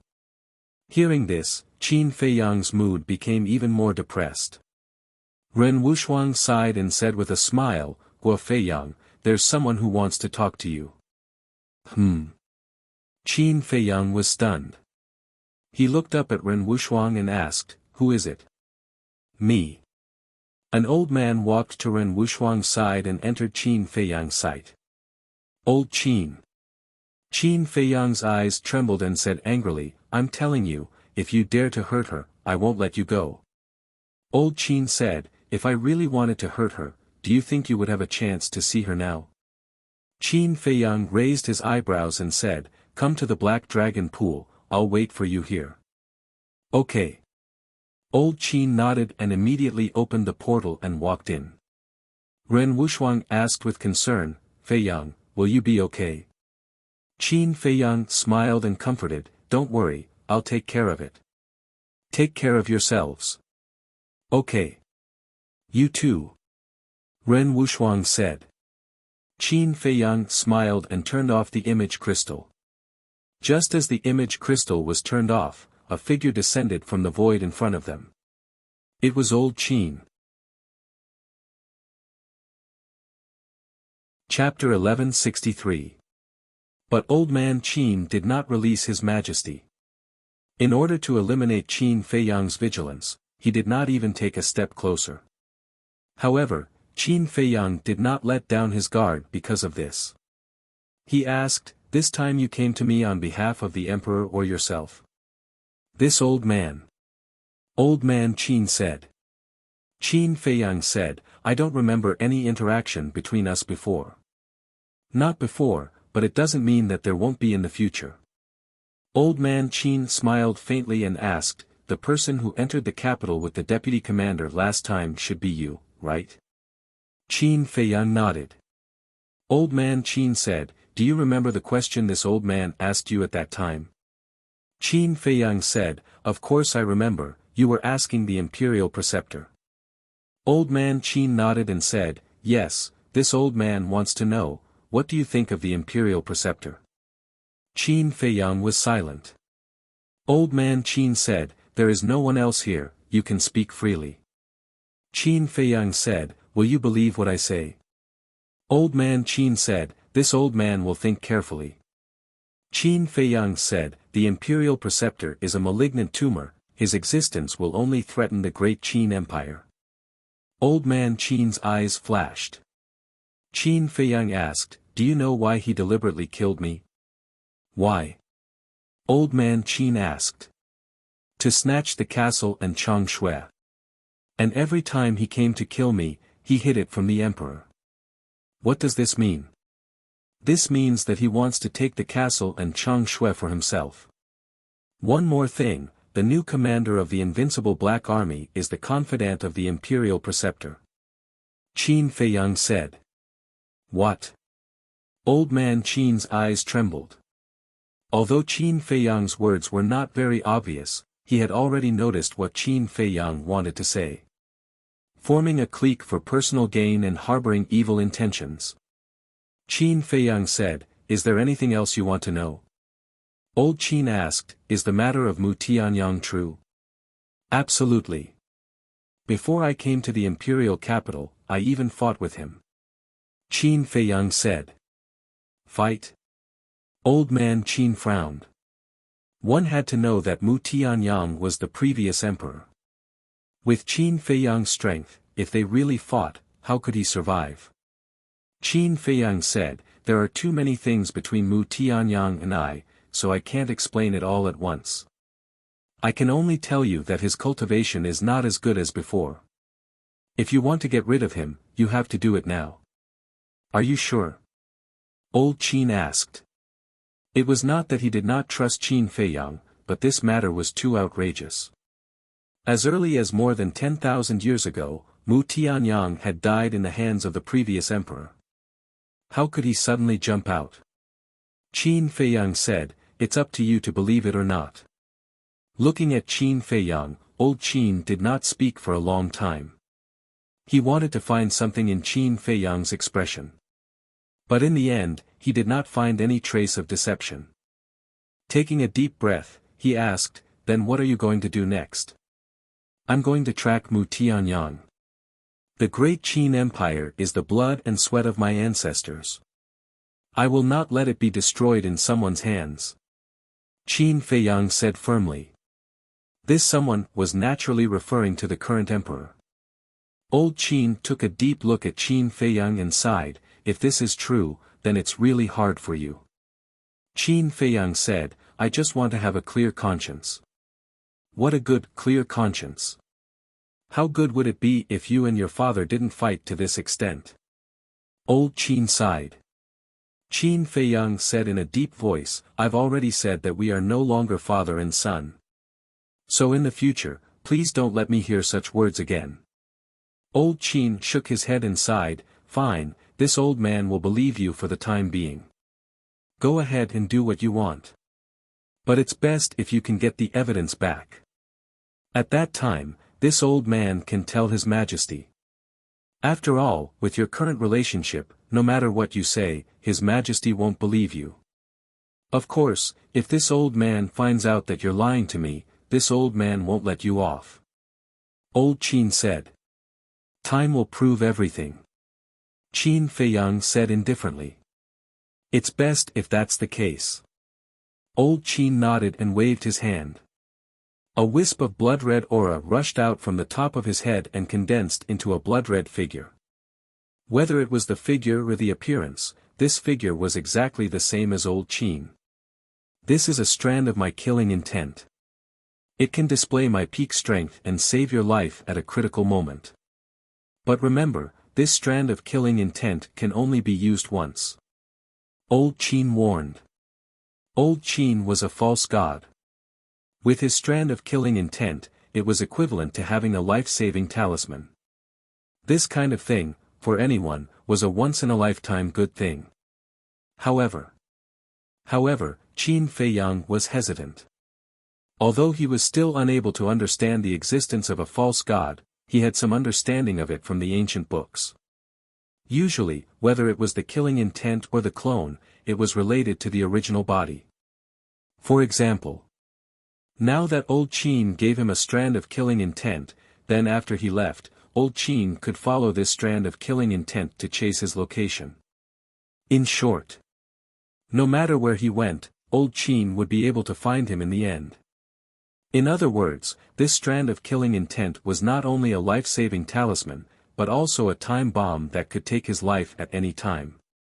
For him, this might not be a good thing.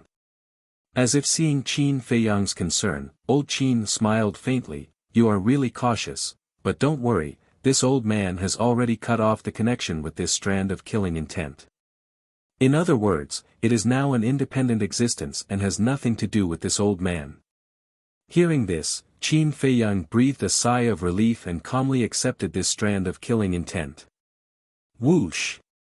The strand of killing intent turned into a bloody light and rushed into Qin Feiyang's Qi Si, floating in the middle of it. Old Qin said, "Let's go, this old man will send you to the pagoda."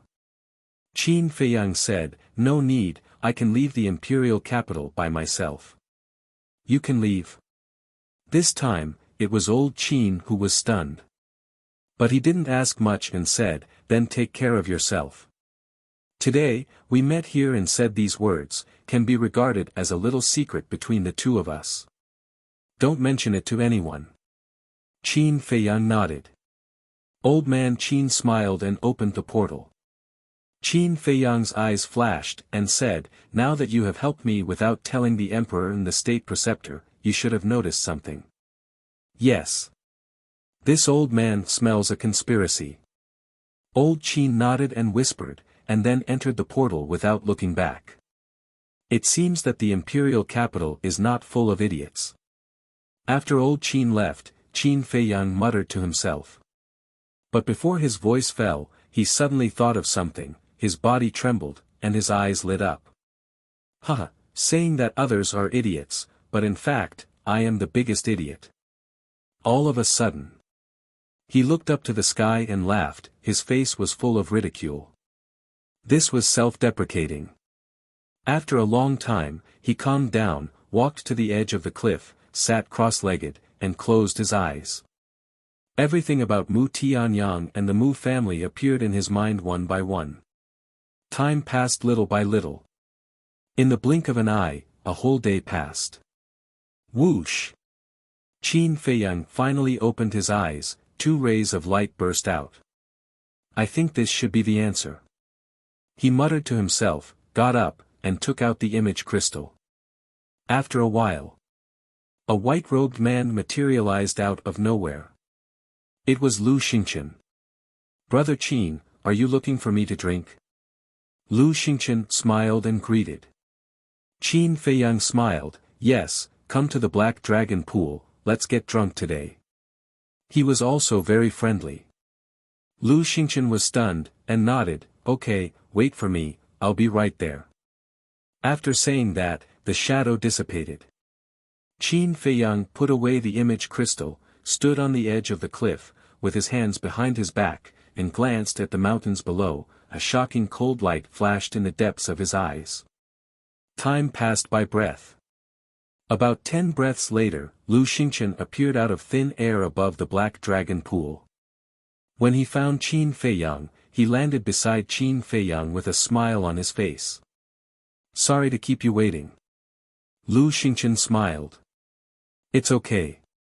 Qin Feiyang shook his head, but he still looked down at the mountains below, not looking at Lu Xingqian.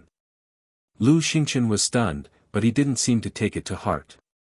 He glanced at Qin Feiyang's feet and said suspiciously, didn't you say we'll get drunk? Why don't I see any wine?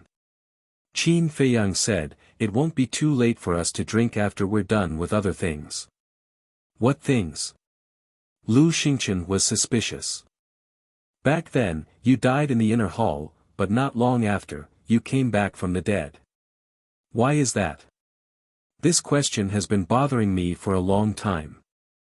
I thought I would only know the truth when you took the initiative to tell me. But when I saw Ren Duxing yesterday, I finally had an answer in my heart. Qin Feiyang said. What answer? Lu Xingqian asked with a smile.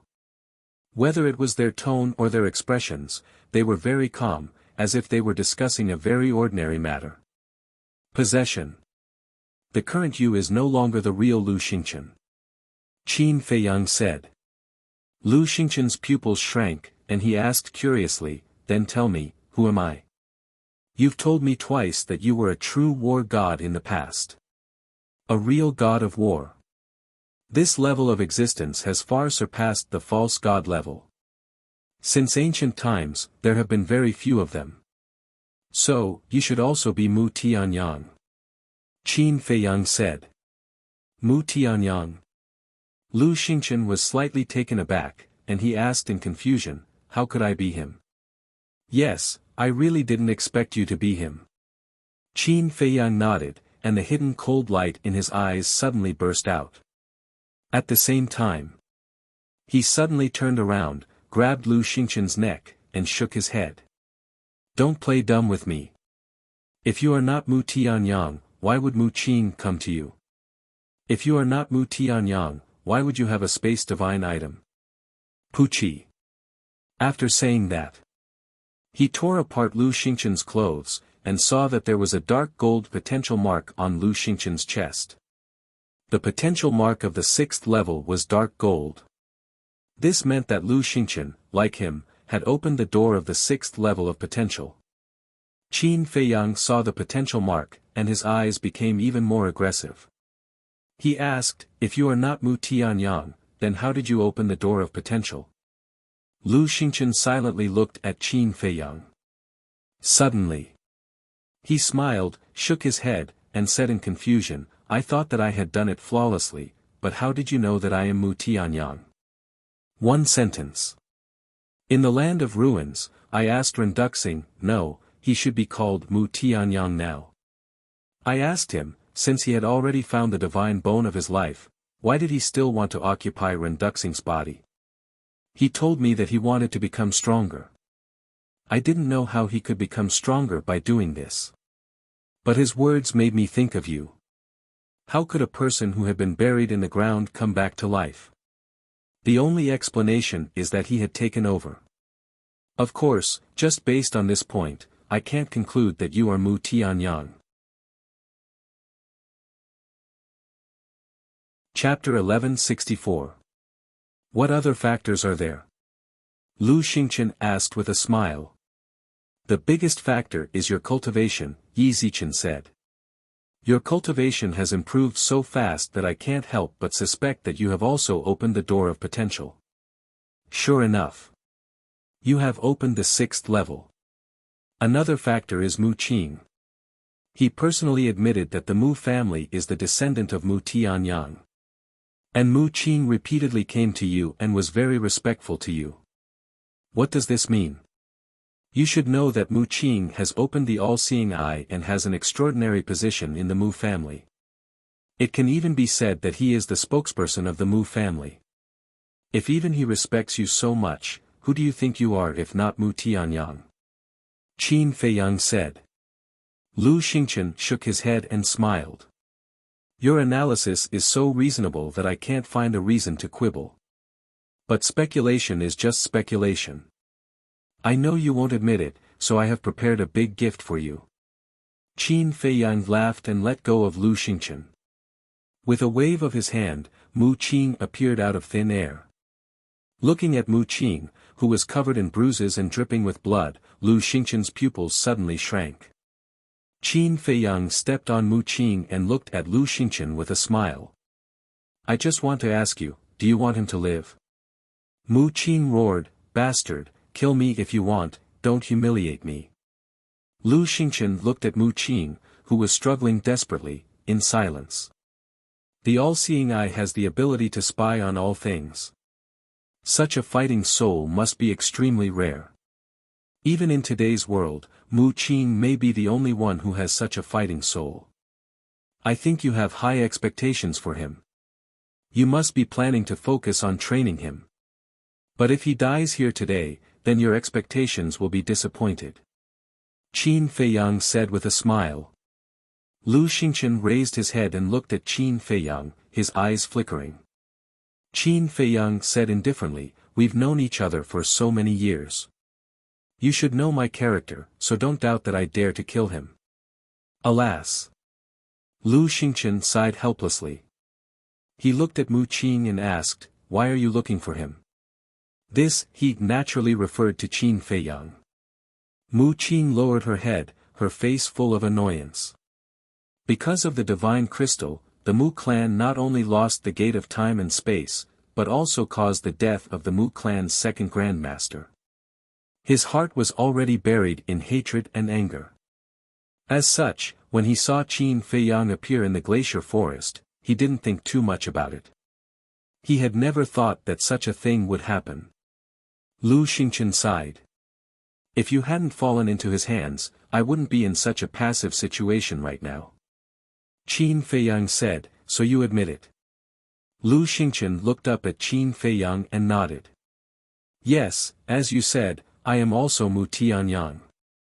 Qin Feiyang's heart trembled. He said in a deep voice, not only did you take away Renduxing's body, but now you're also occupying Lu Xingchen's body. What do you want to do? Lu Xingchen smiled. Didn't I tell you that I want to become stronger? You can become stronger by taking over a body. Qin Feiyang frowned.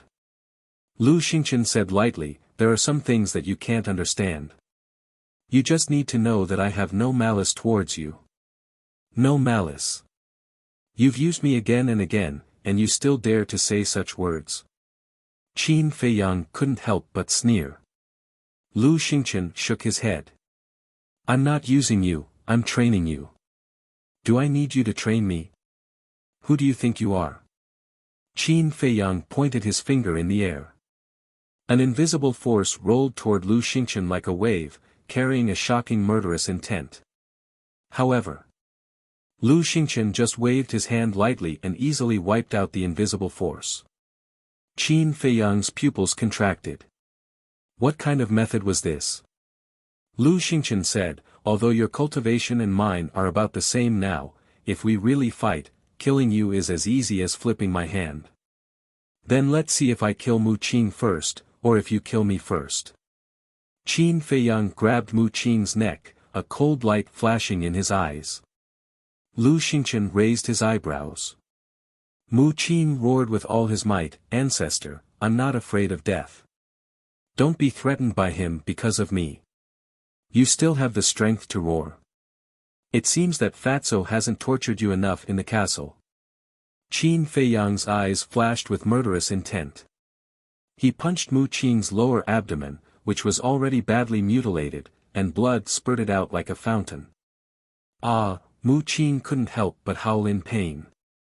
When you were chasing me in the internal sea, you probably didn't think that today's retribution would come.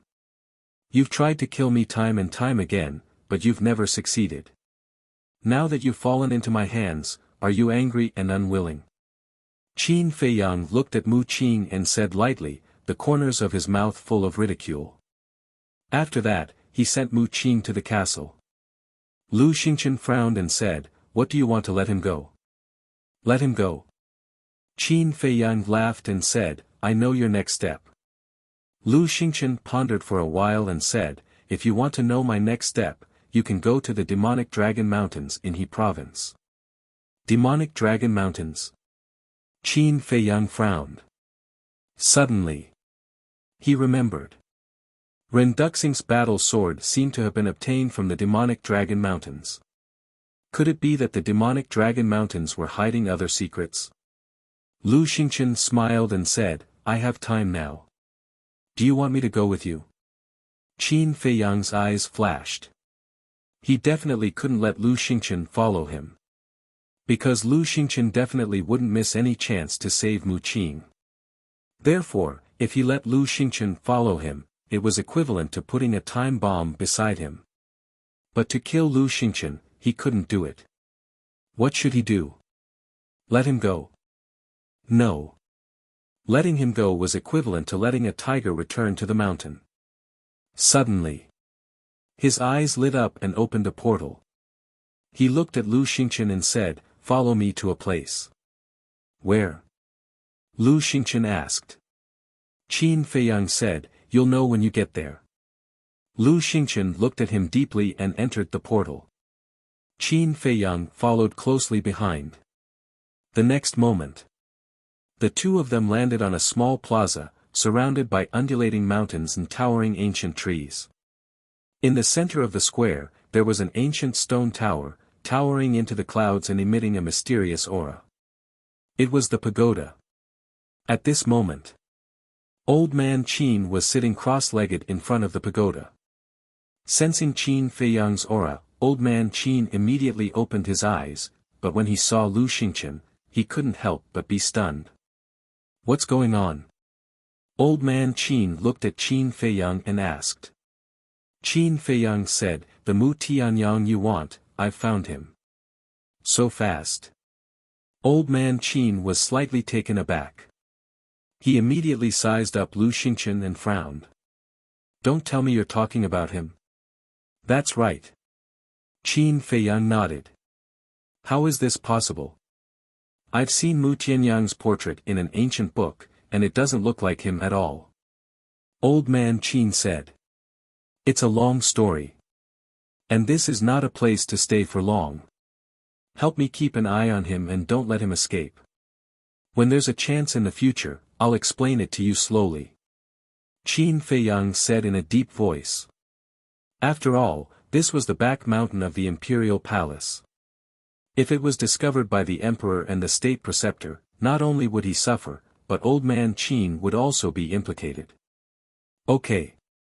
Old Man Qin nodded. Seeing that Qin Feiyang did not show any signs of lying, he began to treat this matter seriously. Qin Feiyang did not stay. He glanced at Lu Xingchen and opened the portal, ready to leave. Old man Qin hurriedly grabbed his arm and asked, "Do you need my help?" "Not for now." Qin Feiyang shook his head and entered the portal without looking back. Lu Xingchen, on the other hand, was smiling from beginning to end. After Qin Feiyang left, old man Qin turned to look at Lu Xingchen and asked suspiciously, "Are you really Mu Tianyang?" Lu Xingchen shrugged and said with a smile, "If Qin Feiyang says so, then I am." Old man Qin could not help but frown. Back to Qin Feiyang. After leaving the pagoda, he appeared in the Black Dragon Swamp again. He definitely had to go to the demonic Dragon Mountain range, but before that, he had a very important matter to deal with first.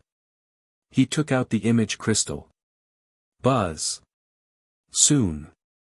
The shadow of the commander of the Kirin army appeared. Seeing that it was Qin Feiyang, the commander of the Kirin army was shocked and quickly looked around. Seeing that there was no one around, he was relieved. Then he looked at Qin Feiyang and asked in a low voice, "Where are you now?" "Black Dragon Swamp." Qin Feiyang said. The commander of the Kirin army frowned and said, "The situation is so critical now. Why are you still in the Black Dragon Swamp instead of leaving the capital?" "I'll leave later. First, help me find someone." Qin Feiyang said. "Who?" the commander of the Kirin army asked. "Wan Qiu." Qin Feiyang said. "Why are you looking for him?" The commander of the Kirin army raised his eyebrows. Of course, he was no stranger to Wan Qiu. He was still entangled with his daughter. Qin Feiyang said, "Don't worry about him. Go find him immediately and try to bring him to the Black Dragon Swamp before dawn." "Okay." The commander of the Kirin army nodded, and then the shadow disappeared. Qin Feiyang put away the image crystal and looked at the waning moon in the sky, his eyes shining. Lu Xingchen saved Wan Qiu from him many times. He couldn't figure it out before, but now he knew Lu Xingchen's real identity. He finally understood that this Wan Qiu must have been bought over by Lu Xingchen. In other words, Wan Qiu had also become Lu Xingchen's subordinate. Time passed quietly. Dawn was approaching. Swish.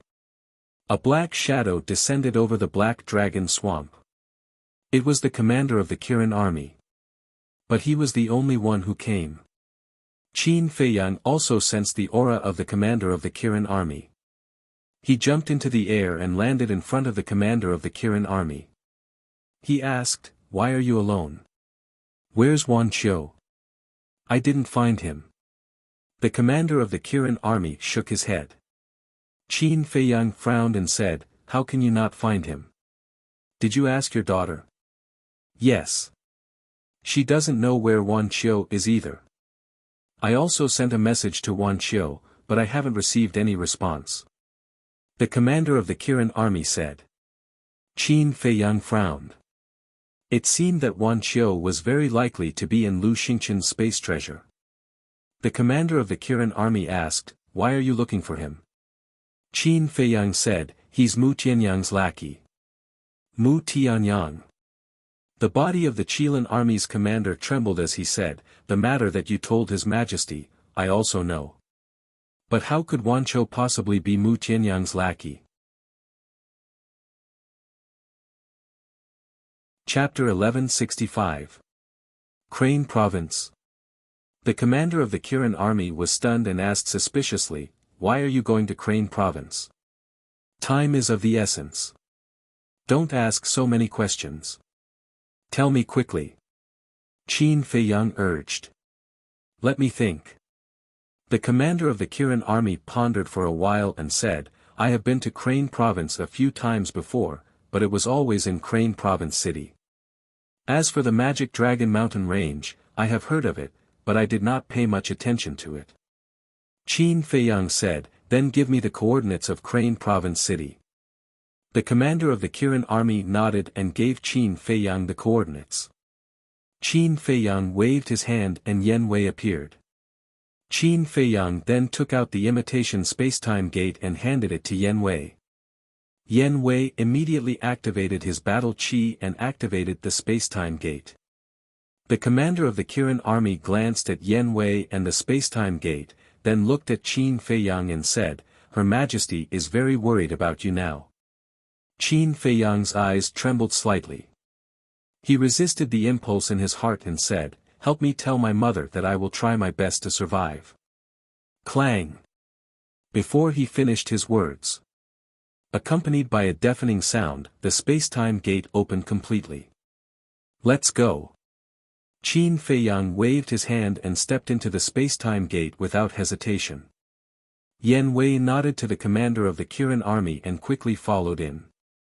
The spacetime gate quickly disappeared. Mu Tianyang, the commander of the Kirin army, muttered to himself and then opened the teleportation gate and returned to the Violet Palace. On the second floor of the Violet Palace, the woman in white sat in front of the table with a worried frown. The two maids were also standing at the side, their eyebrows were filled with worry. Duh! Accompanied by a series of footsteps, the commander of the Kirin army walked up to the second floor and stopped behind the woman in white. He bowed and said, "My Majesty." The woman in white turned a deaf ear. "Is something the matter, Commander?" The two maids turned to the commander of the Kirin army and asked. The commander of the Kirin army said, "I just went to see His Highness the 14th Prince." Hearing this, the woman in white suddenly stood up and ran to the commander of the Kirin army. She asked, "Where is Feiyang?" The commander of the Kirin army answered honestly, "I was at the Black Dragon Pool just now, and now I've gone to Crane Province." "Why is your highness going to He Province?" The two maids were bewildered. "I don't know either. But I think it has something to do with Mu Tianyang." The commander of the Kirin army said. Mu Tianyang. The white-robed woman's body trembled. The commander of the Kirin army sighed. Although the 14th prince always says that he hates His Majesty, in fact, he still cares a lot about the relationship between father and son. Otherwise, he would not be running around to investigate Mu Tianyang. Feiyang doesn't care about this father-son relationship. The white-robed woman shook her head. Then what does His Highness care about? The commander of the Kirin army froze and asked in confusion. He cares about the late emperor and the people of the great Qin Empire. I used to worry that Feiyang would be blinded by these enemies. But now it seems that my worries were unnecessary. Feiyang not only inherited the late emperor's bloodline and legacy, but he also inherited the late emperor's great heart of protecting the people of the world. Perhaps, he has a heart that empathizes with the common people. It's just that I really can't bear to let him bear this burden now. The white-robed woman sighed faintly. Protecting the people of the world as his responsibility, compassion for the people, Your Highness, are you really such a person? If so, Your Majesty, shouldn't you feel ashamed? The commander of the Kirin army murmured. Crane Province. Just like the capital of the spiritual state, the capital of Crane Province had 5 major districts. North, South, East, West, and the Central District. At this moment, the night was as dark as ink and dotted with cold stars. In the sky above the city center, a stone door silently appeared. The stone door slowly opened. 2 figures strode out. It was Qin Feiyang and Yen Wei. Qin Feiyang waved his hand and put away the spacetime gate. He then lowered his head and scanned the city below. The Holy Palace, the Prefecture Master's residence, and the State Prison were all in the Central District. And in the Central District, he sensed many powerful auras. Most of them were battle monarchs and battle emperors. The auras of battle masters were not absent, but they were pitifully few. And there was an especially strong aura that came from the Prefecture Master's residence. It was a 5-star battle emperor. If I remember correctly, Tan Wu seems to be from here. Qin Feiyang whispered. Who is Tan Wu? Yen Wei looked at him suspiciously. An old friend. Qin Feiyang smiled and said, "Go down and find out the coordinates of the demonic dragon mountain range." Okay. Yan Wei nodded and turned into a stream of light, quickly disappearing into the city below. Which expert has come to my He State city? Soon. A loud and clear shout sounded. Following closely. A middle-aged man dressed in black rushed out of the prefecture master's residence and headed straight for Qin Feiyang. This person was the 5-star battle emperor that Qin Feiyang had sensed before. Obviously. He sensed Qin Feiyang's aura. The middle-aged man landed opposite Qin Feiyang and sized up Qin Feiyang. He muttered to himself, "Why does he look so familiar?" The middle-aged man cupped his hands and asked, "May I ask who you are?" Qin Feiyang. Qin Feiyang did not hide anything. What? The middle-aged man turned pale with fright. Qin Feiyang said indifferently, "You should be the current prefecture master of He State. Don't be nervous. I am not here to cause trouble." But even so, the middle-aged man did not let down his guard and asked carefully, "Then why are you here?" Qin Feiyang did not answer and waited quietly. The middle-aged man did not dare to say a word and stood silently opposite him. Whoosh! A moment later. Yan Wei rushed into the sky and looked at the middle-aged man in front of him. He walked to Qin Feiyang and transmitted his voice, "I've heard that the Magic Dragon Mountain Range is located in the far west of the city. It is tens of thousands of miles away from here. What about the coordinates?" Qin Feiyang asked. "I've also heard about it." Yan Wei nodded. "Then let's go," Qin Feiyang said. Yan Wei waved his hand, opened the portal, and retreated to the side. Qin Feiyang glanced at the middle-aged man and said indifferently, "You can report to the imperial capital that I have come to He State." After saying that, he turned and entered the portal. Yan Wei followed him in. The middle-aged man did not dare to breathe loudly, but after the portal completely disappeared, he let out a long breath. Then, a look of surprise crawled up his face. Why did Qin Feiyang suddenly come to their He State? And why was he so fearless? At the same time, a huge mountain range was located in the far west, and one could not see the end of it at a glance. Mountain stream. Giant peaks stood like a forest, towering into the sky like a battle sword. Under the night sky, those towering mountains were like giant dragons lying under the ground, exuding a majestic aura that made one's heart palpitate. This was the Magic Dragon Mountain Range. In the sky above the forest at the edge of the mountain range, Qin Feiyang and Yan Wei appeared one after another. Qin Feiyang raised his head and scanned the mountains and rivers in front of him. A hint of surprise appeared in his eyes. The Magic Dragon Mountain Range was bigger than he imagined. Yan Wei said, "As far as I know, the Magic Dragon Mountain Range is the most dangerous place in He State. No one has ever dared to go deep, so no one knows how big the Magic Dragon Mountain Range is." The most dangerous place? Qin Feiyang raised his eyebrows. Yes. It is said that not only are beasts rampant here, but there is also a mysterious power. No one who enters the depths of the Magic Dragon Mountain Range can walk out alive. Yan Wei said. What mysterious power? Qin Feiyang was suspicious. Yan Wei said, a power that can rob the vitality of living beings. What? Isn't this the same as the Black Dragon Glacier and the Demonic Island? Qin Feiyang said in surprise. Yes. Yan Wei nodded and said, so I suspect that the Magic Dragon Mountain Range might be related to the Black Dragon Glacier and the Demonic Island. Qin Feiyang's eyes flickered. From the Black Dragon Glacier, he obtained the Magic Dragon's Heart and Magic Dragon's Eye. From the Demonic Island, he obtained another reverse scale. What were these things? Could he find the correct answer in the Magic Dragon Mountain Range? Let's go. Qin Feiyang waved his hand, and the two of them turned into streaks of light, flying towards the depths of the mountain range like lightning. Magic Dragon's Eye, Magic Dragon's Eye, Magic Dragon Mountain Range, they all had the word Magic Dragon in them. If this was a coincidence, then it would be too much of a coincidence. Perhaps there really was some kind of connection between the three of them. In the mountain range, it was indeed as Yen Wei had said, the beasts were rampant. However, the beasts on the periphery weren't very strong, they were basically only at the War Emperor level. However, as they slowly went deeper, the number of beasts in the war sect gradually increased. Time passed. Dawn arrived. On the horizon, the morning sun slowly rose. The sunlight illuminated the mountains and the earth, dispelling the cold air left behind by the night.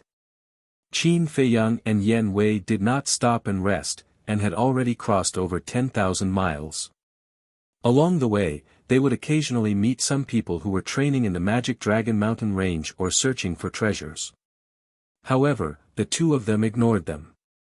As for the mysterious power that Yen Wei mentioned, Qin Feiyang had never sensed it. Crack. Boom. Noon. Suddenly, waves of battle fluctuations came from the distance. The fluctuations were very strong, containing both the aura of humans and the aura of beasts. It was obvious that somewhere in front of them, someone was fighting with a beast. Qin Feiyang looked at each other and increased his speed, rushing towards the location of the battle fluctuations. The strength of the beasts in this area was basically between 3 and 5 Star War sect. To Qin Feiyang and Yen Wei, it was naturally nothing. After all, one was a 6-star war saint and the other was a 2-star war emperor. But to the people of He province, the level of danger here was no less than a dragon's pool or a tiger's den. This was because the strongest representative of He province, the prefecture lord of He province, was only a 5-star war sect. Of course. The previous prefecture lord of He province was definitely stronger. However, the previous prefecture lord had to protect the teleportation altar of He province, so it was impossible for him to be in the Magic Dragon Mountain Range right now.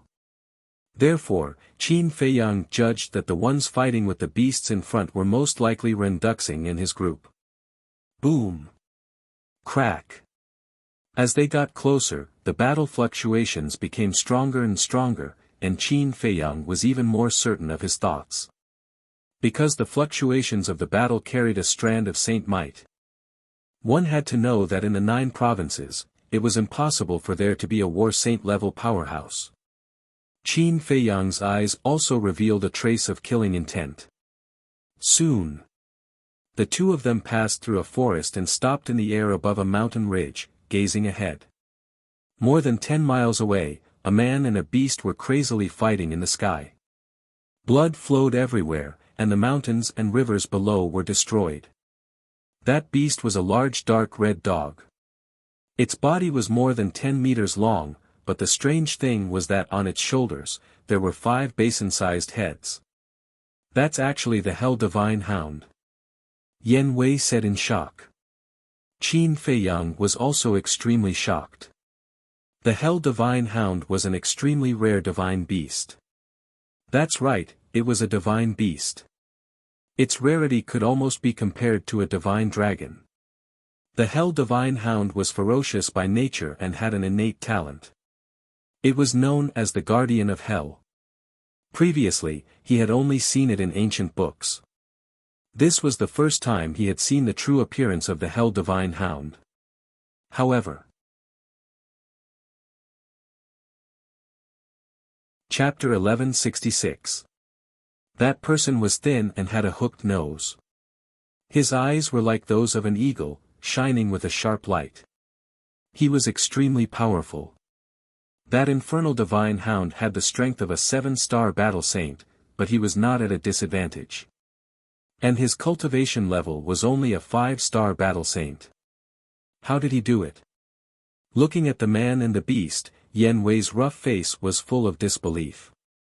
A 5-star battle saint against a 7-star battle saint, this was a difference of 2 small realms. Why did his cultivation level advance so quickly? But Qin Feiyang was muttering to himself, his tone was full of disbelief. You know him? Yan Wei asked. Qin Feiyang said, yes, I know him. He was once the strongest king in He province, Tan Wu. Tan Wu. Yan Wei was suspicious. I clearly remember that when I first saw him in the 9 Nether Yellow Springs, he was only a 2-star battle saint. Only a few years have passed, and he has already stepped into the 5-star battle saint. Qin Feiyang whispered. Yan Wei asked, what about your cultivation level at that time? Qin Feiyang said, my cultivation level at that time was an 8-star battle emperor. Then did he open the gate of potential? Yan Wei said. Definitely not. If he did, with his character, he definitely wouldn't hide it from us. Moreover, he should be in the Divine Palace now. Why is he in He province? Qin Feiyang whispered. Hearing you say that, it is indeed a little strange. Although you were only an 8-star battle emperor at that time, you opened the gate of potential, and your cultivation speed is far from his. But now, you have broken through to 6-star battle saint, and he has also broken through to 5-star battle saint. I think there must be some kind of mystery behind this. Yan Wei said. Gate of potential. Qin Feiyang said word by word. Yes. Yan Wei nodded.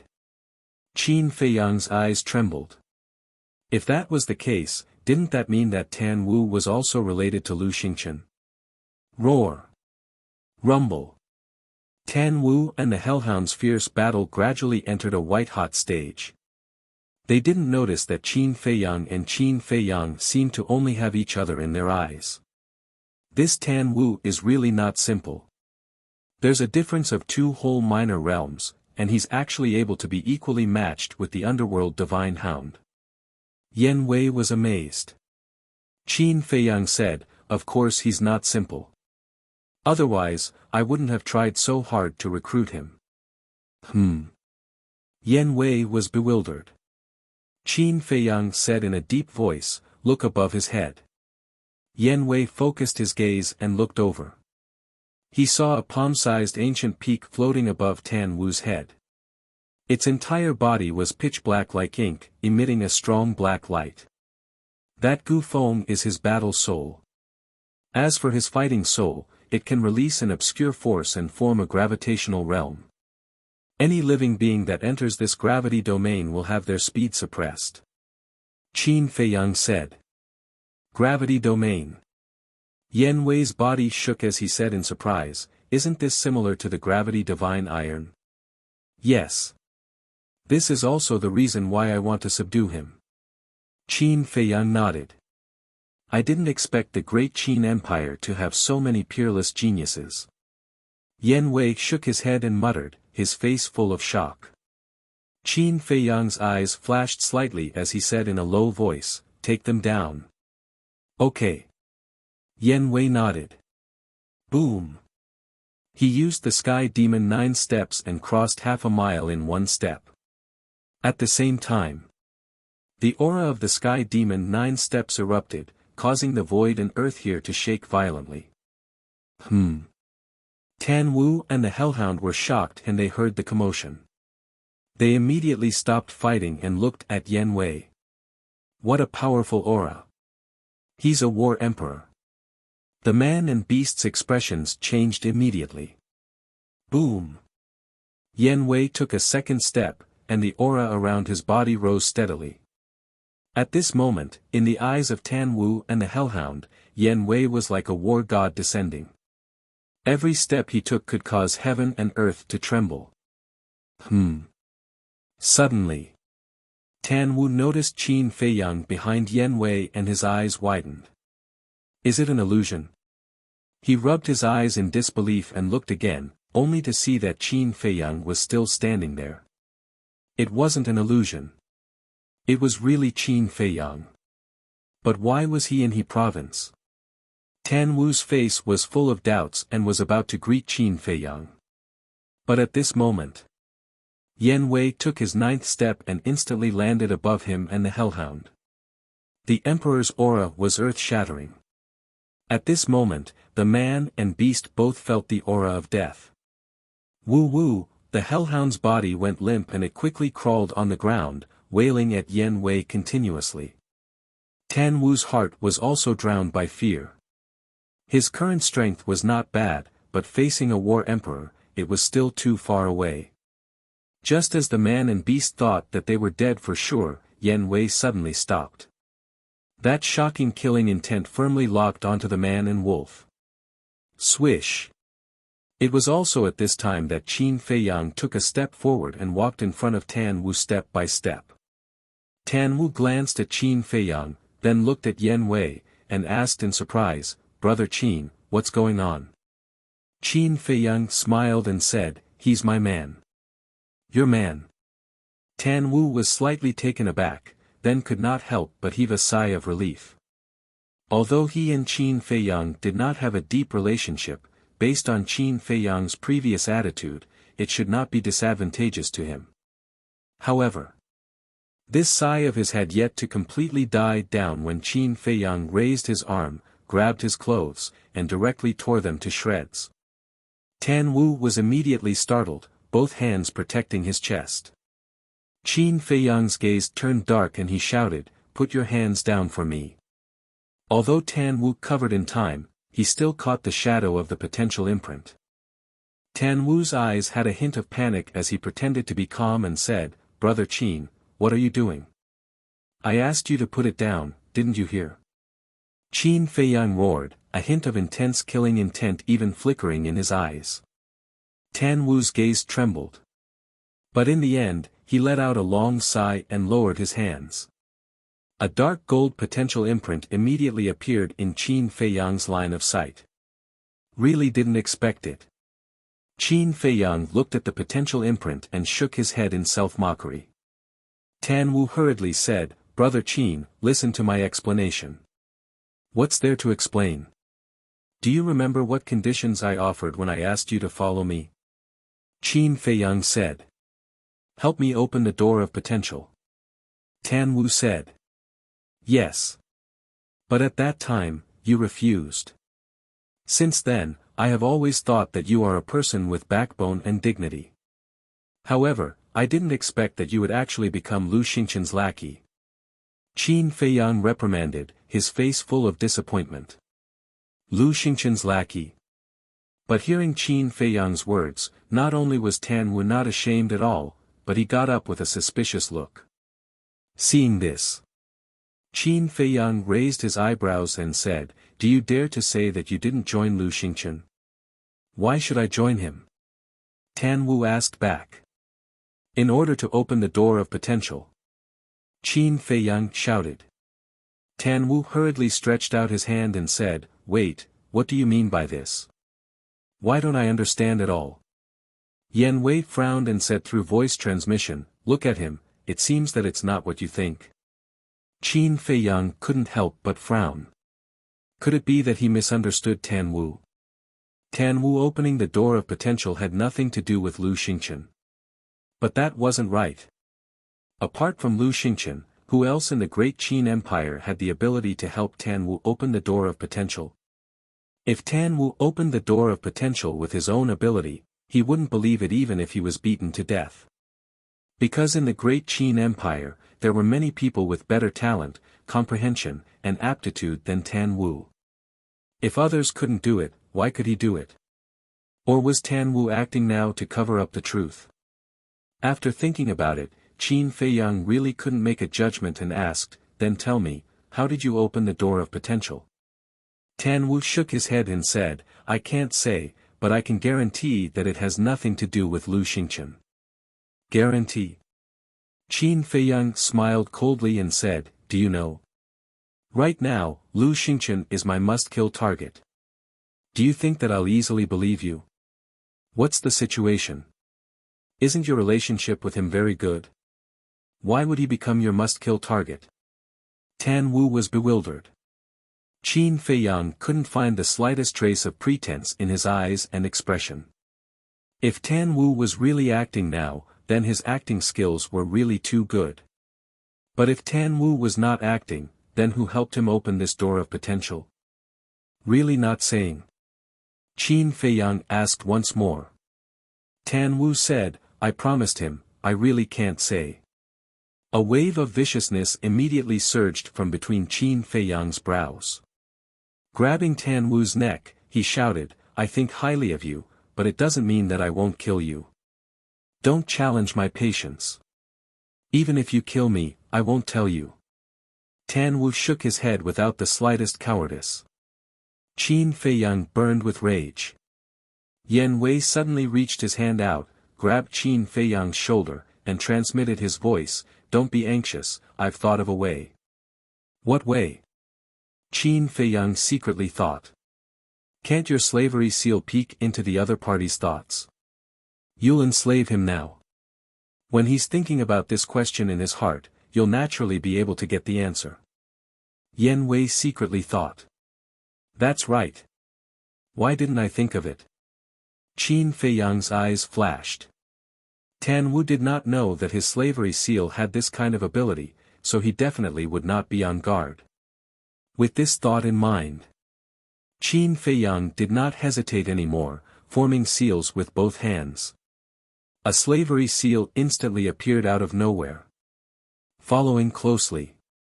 With a wave of his hand, the slavery seal tore through the void and swept into the top of Tan Wu's head. Ah! Tan Wu immediately hugged his head and cried out in pain. But the excruciating pain in his head disappeared very quickly. Tan Wu sized himself up and looked at Qin Feiyang in surprise and asked, What did you do to me? Qin Feiyang did not answer and said, I'll ask you one last time, who was it that helped you open the door of potential? Under normal circumstances, when being interrogated by others, one would instinctively think of this question in their mind. And Qin Feiyang wanted to seize this opportunity to figure out the truth. Don't force me, I really can't tell you. Tan Wu shook his head again. But in his heart, he was sighing. Puzzled. Old Senior Qin, since you're so concerned about Qin Feiyang, then why don't you let him know all of this? Old Senior Qin. Qin Feiyang's gaze trembled slightly. Chapter 1167. Who was old Senior Qin? Why didn't he know that there was such a person who possessed the pill to unlock the door of potential? No. Old Senior Qin. Surnamed Qin, could it be that this person was a certain old senior of the Qin clan? But thinking about it, it didn't seem right. If it was really a certain old senior of the Qin clan, then they would definitely take it out to nurture the descendants of the Qin clan. But since young, he had never seen a potential pill in the imperial palace.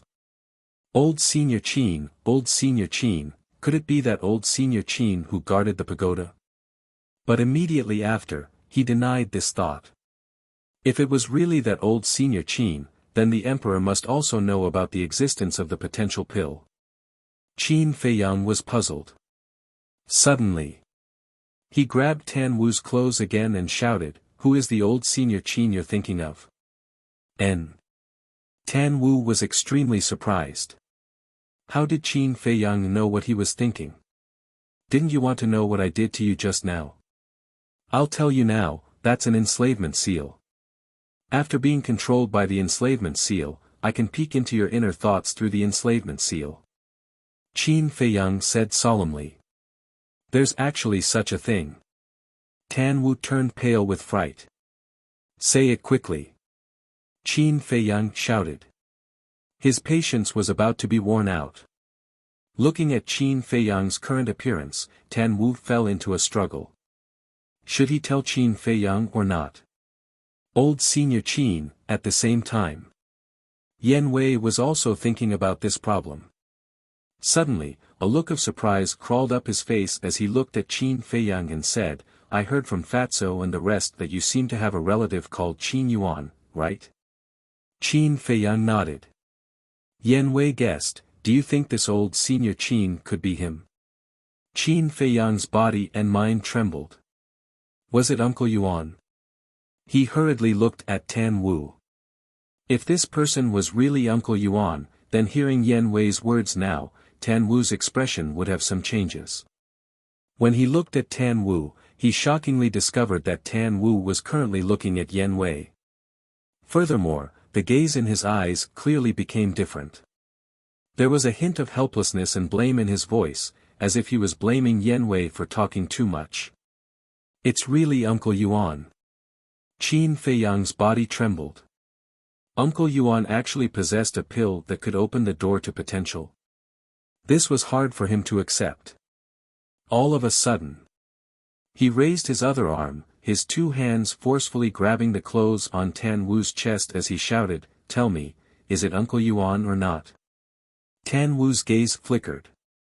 A moment later, he sighed deeply and nodded. "It's him." Qin Feiyang's mind buzzed. Immediately, he quivered abruptly and asked, "Where is Uncle Yuan right now?" "I don't know." Tan Wu shook his head. Qin Feiyang roared, "He already helped you open the door to potential, how can you not know? Not only did old Senior Qin help me open the door to potential, he even helped me raise my cultivation. But this was a very long time ago. Where he is now, I really don't know." Tan Wu said helplessly. Qin Feiyang's eyes could not help being filled with disappointment. Letting go of Tan Wu powerlessly, he said, "Why did he help you open the door to potential?" "Old Senior Qin knows that you think very highly of me, so he came to find me, asking me to assist you in the future.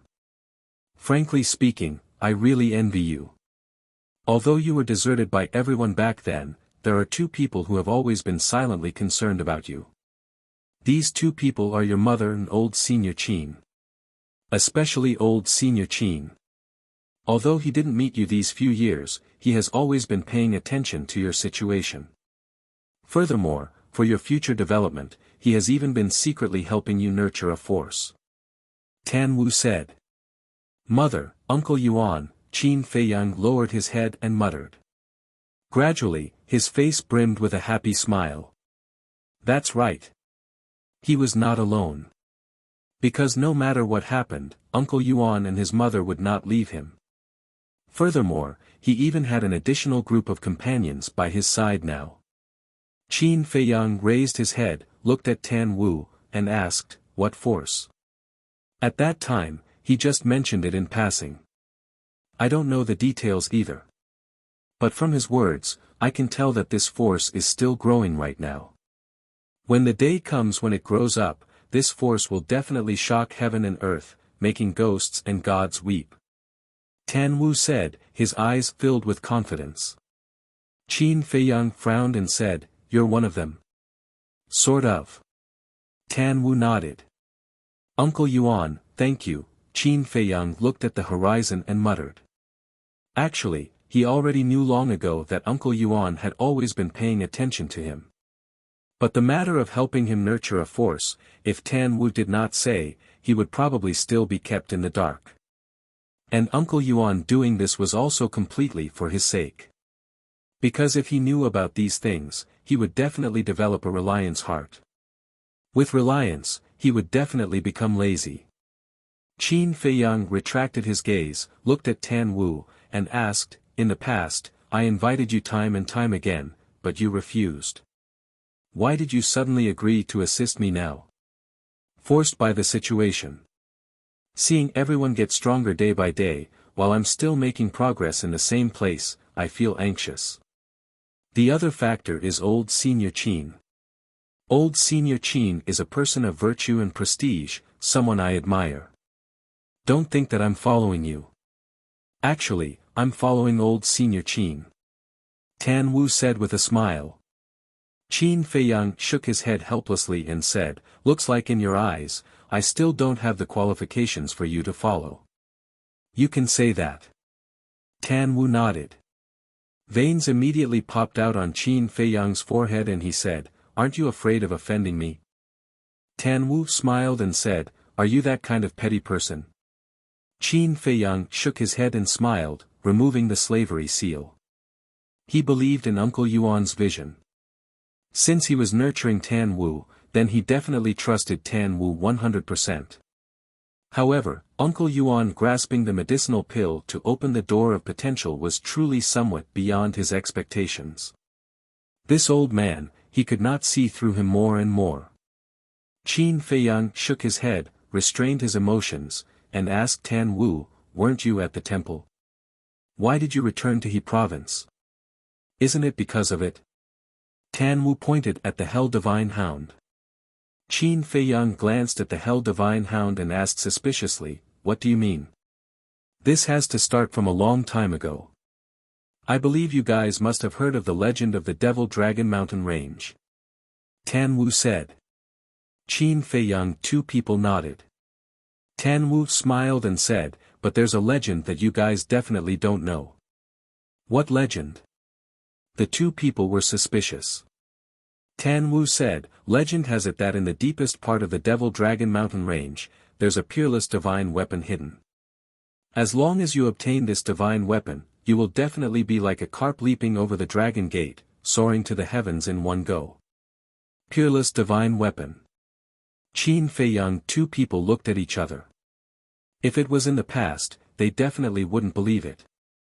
Because things like divine weapons were too ethereal, it was impossible for them to exist in this world. But now, they firmly believed it. Because Ren Duxing's battle sword was obtained here. Yen Wei said, I really didn't hear about this legend in the capital. Tan Wu smiled faintly and said, only a few people in He province know about this legend. They definitely won't be able to find out about it. Qin Feiyang asked, then what does this legend have to do with the Hell Divine Hound? Of course. Back then, when I stepped into the one-star battle sect, I entered the Devil Dragon Mountain Range to verify the authenticity of this legend. However, when I came to the Devil Dragon Mountain Range, I realized how naive and childish I was. There were too many fierce beasts here and they were too strong. It wasn't a place that I could set foot in at all. But I didn't want to give up. I desperately walked towards the depths and finally came here with great difficulty. And when I came here, I was already seriously injured. Just as I was about to find a place to recuperate for a period of time, this damn dog suddenly jumped out and almost took my life. Tan Wu looked at the Hell Divine Hound, his eyes filled with a cold light. TSK, that's because you overestimated your own abilities. With your little cultivation back then, you still dared to go so deep. If this emperor doesn't kill you, who will I kill? The Hell Divine Hound said disdainfully. Tan Wu said angrily, then you can't take advantage of others' difficulties, right? After all, you're a divine beast. A divine beast must be magnanimous. Who said that divine beasts should be magnanimous? This emperor likes to take advantage of people's difficulties. How about it? Not convinced? Come, let's fight again. The Hell Divine Hound clamored. Qin Feiyang's face twitched as he glanced at the Hell Divine Hound. How could this guy be on par with the white-eyed wolf? He turned to look at Tan Wu and asked curiously, then what happened after that? How did you escape from its hands? After that, it teased me in every way possible and humiliated me. Of course, I refused to accept it, so I arranged a battle with it. When I broke through to the Battle Saint realm, I'll come and find it for a fair battle. If I win, it will submit to me. If I lose, I'll be its human pet. I originally thought that it wouldn't agree, but who knew if its brain had a cramp, it actually agreed. Tan Wu said disdainfully. The Hell Divine Hound was immediately enraged and roared, this emperor spared your dog life. It's fine if you don't thank this emperor, but you actually scolded this emperor in public. Kid, let me tell you, don't be too arrogant. Idiot. Tan Wu rolled his eyes at it and looked at Qin Feiyang, saying, half a month ago, I broke through to the 5-star Battle Saint realm and found an excuse to return to He province to find it for a battle. The result is that you all saw it. My strength and its are considered evenly matched. So that's how it is. Qin Feiyang came to a realization. Yen Wei sized up Tan Wu and the Hell Divine Hound and said strangely, why do I feel that the relationship between the two of you isn't so simple? It seems like there's a kind of enemy, love and hate. Qin Feiyang smiled and said, we're enemies. The Hell Divine Hound said angrily, don't talk nonsense. This emperor is a divine beast with a noble bloodline. How can I love and hate a mere human? Tan Wu snorted coldly and said, I also disdain to be enemies with you. What do you mean? Have I wronged you? The Hell Divine Hound immediately glared at Tan Wu angrily. No, it's me who's unworthy. Tan Wu said indifferently. It's good that you know your place. The Hell Divine Hound sneered. Qin Feiyang and Yen Wei looked at each other, shook their heads and laughed. This man and beast were clearly enemies.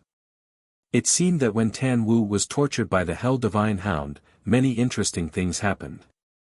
Otherwise, this scene wouldn't have appeared now. Suddenly, Qin Feiyang's face turned solemn. Looking at the man and beast, he asked, how long have you guys been fighting here? Tan Wu said, it should be 10 days. Already fighting for 10 days in a row, and you still say it's not love and hate. Yen Wei rolled his eyes. Hearing that, Tan Wu and the Hell Divine Hound's expressions both appeared somewhat embarrassed. Chapter 1168. These shadows were none other than Renduxing and the others. Tan Wu raised his head and glanced at them. He shook his head and said, I've never seen them before. Qin Feiyang raised his eyebrows. The Magic Dragon Mountain Range is vast and boundless. They might not pass by here. And I guess that they should have teleported there directly. Yen Wei said. Teleport there? Qin Feiyang frowned. Renduxing once entered the Magic Dragon Mountain Range and obtained a peerless divine sword. Now that Mu Tianyang has taken over his body, he definitely knows the coordinates of the deeper parts. Yen Wei said. Makes sense. Qin Feiyang nodded and said in a deep voice, then there's no time to lose. Let's continue on our way. Yen Wei nodded. With a wave of his hand, he swept up Qin Feiyang and rushed towards the depths of the mountain range. Peerless divine sword, possession. Listening to the conversation between the two, Tan Wu's face was full of suspicion. What was going on? Wait for me.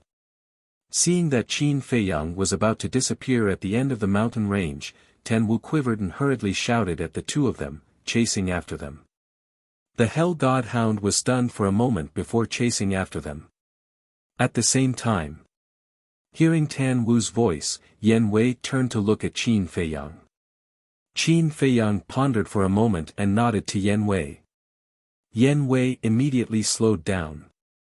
Not long later, Tan Wu chased after them and asked suspiciously, where are you guys going? Yen Wei said, the deepest part of the Magic Dragon Mountain Range. Tan Wu's eyes lit up, and said, can you bring me along? I've long wanted to go deeper to take a look. This, Yen Wei hesitated. Qin Feiyang frowned, it's very dangerous, and we might not even be able to return. It's fine. Anyway, you're here. If we encounter any danger, just let me go to the castle. Tan Wu smiled and said. Qin Feiyang smiled helplessly and said, I'm just afraid that I won't have the chance to send you to the castle. Is it that dangerous? Tan Wu was bewildered. Life is unpredictable, who knows? Qin Feiyang said. That, at this moment. The Cerberus also caught up. It looked at Qin Feiyang and asked, can you take me with you? Ugh. Qin Feiyang was astonished. Aren't you afraid of death? The Hell God Hound said disdainfully, TSK, am I the kind of person who is afraid of death? You're a dog, not a human. Tan Wu rolled his eyes. Woof. The Hell Divine Hound immediately opened its bloody maw and pounced towards Tan Wu. Yen Wei shook his head and smiled. With them accompanying me, I won't be too lonely. Qin Feiyang couldn't help but shake his head and laugh. Whoosh! Yen Wei brought 2 people and 1 beast and turned into a stream of light, rushing into the depths like lightning. Brother Qin, Why did you say that I joined Lu Xingqian just now? And what peerless divine sword, what possession, what Mu Tianyang, what's going on? At the same time. He State City. To the east of the city, there was a desolate canyon. At this moment, one figure after another descended in the sky above the canyon. The leader was a white-haired old man. It was the imperial preceptor. Behind the imperial preceptor was a group of black-clothed people. There were men and women, old and young. On their chests, there was an extremely eye-catching black skull symbol. Whoosh! Just as the imperial preceptor and the others appeared, two figures rushed out of the canyon and landed in front of the imperial preceptor. They bowed and said, "Greetings, Lord." Of these two people, one was an old man, the other was a middle-aged man. The old man was the previous prefecture chief of his state. The middle-aged man was the current prefecture chief that Qin Feiyang met in the city. And this canyon was where the teleportation altar of his state was located. Very few people knew about it. The imperial preceptor looked at the two people and asked, "Where is Qin Feiyang?" The middle-aged man said, "He was in the city not long ago, but I don't know where he is now." The state preceptor's face immediately became filled with a vicious aura that couldn't be dispelled. He gloomily said, "Qin Feiyang is a serious criminal in the capital. You saw him, yet you didn't apprehend him in time and instead allowed him to leave. Do you know that this state preceptor can sentence you to death right now? Spare me, Lord." The middle-aged man trembled and hurriedly knelt in the void to beg for mercy. He was also bitter in his heart. Even the people in the capital couldn't do anything to Qin Feiyang, let alone his state. But in the face of the imperial preceptor's obscene power, he could only endure silently. "Why aren't you investigating? I want to know where he is in an hour. Otherwise, bring your heads to me." The imperial preceptor looked at the two people and shouted. "Yes." The two people responded respectfully. They immediately opened the teleportation gate and appeared in the sky above the city. "How do we find him?" The middle-aged man looked at the old man helplessly. "Calm down. There must be a way." The old man pondered for a moment and asked, "Does Qin Feiyang have any accomplices?" "There is a middle-aged man." The middle-aged man's eyes suddenly trembled as he said in surprise, "Yes, it's him."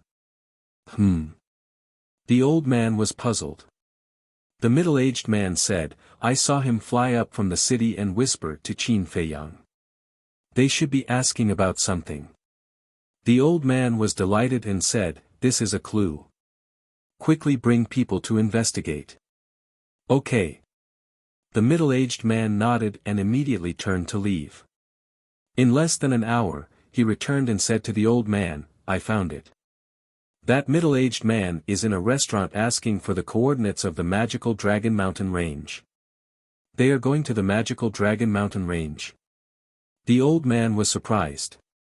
"Should be right." The middle-aged man nodded.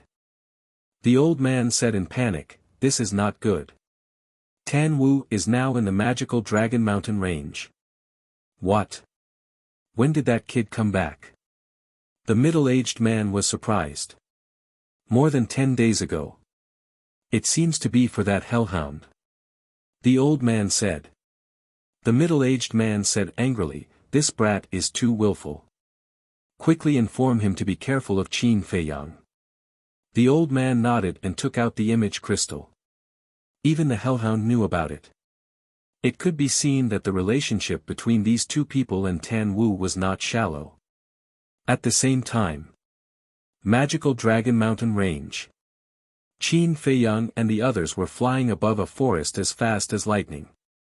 "Stop!" Tan Wu suddenly shouted. Yan Wei braked and stopped in the air. He turned to look at Tan Wu suspiciously and asked, "What's wrong?" Tan Wu said, "Someone sent me a message. You guys retreat." Qin Feiyang and Yan Wei looked at each other and quickly retreated to the side.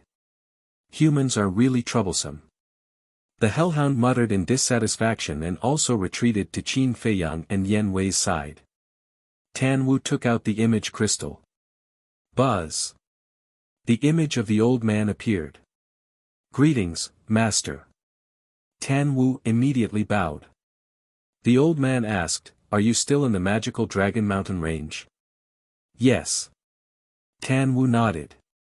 The old man said, "Then how is the battle with the Hellhound going?"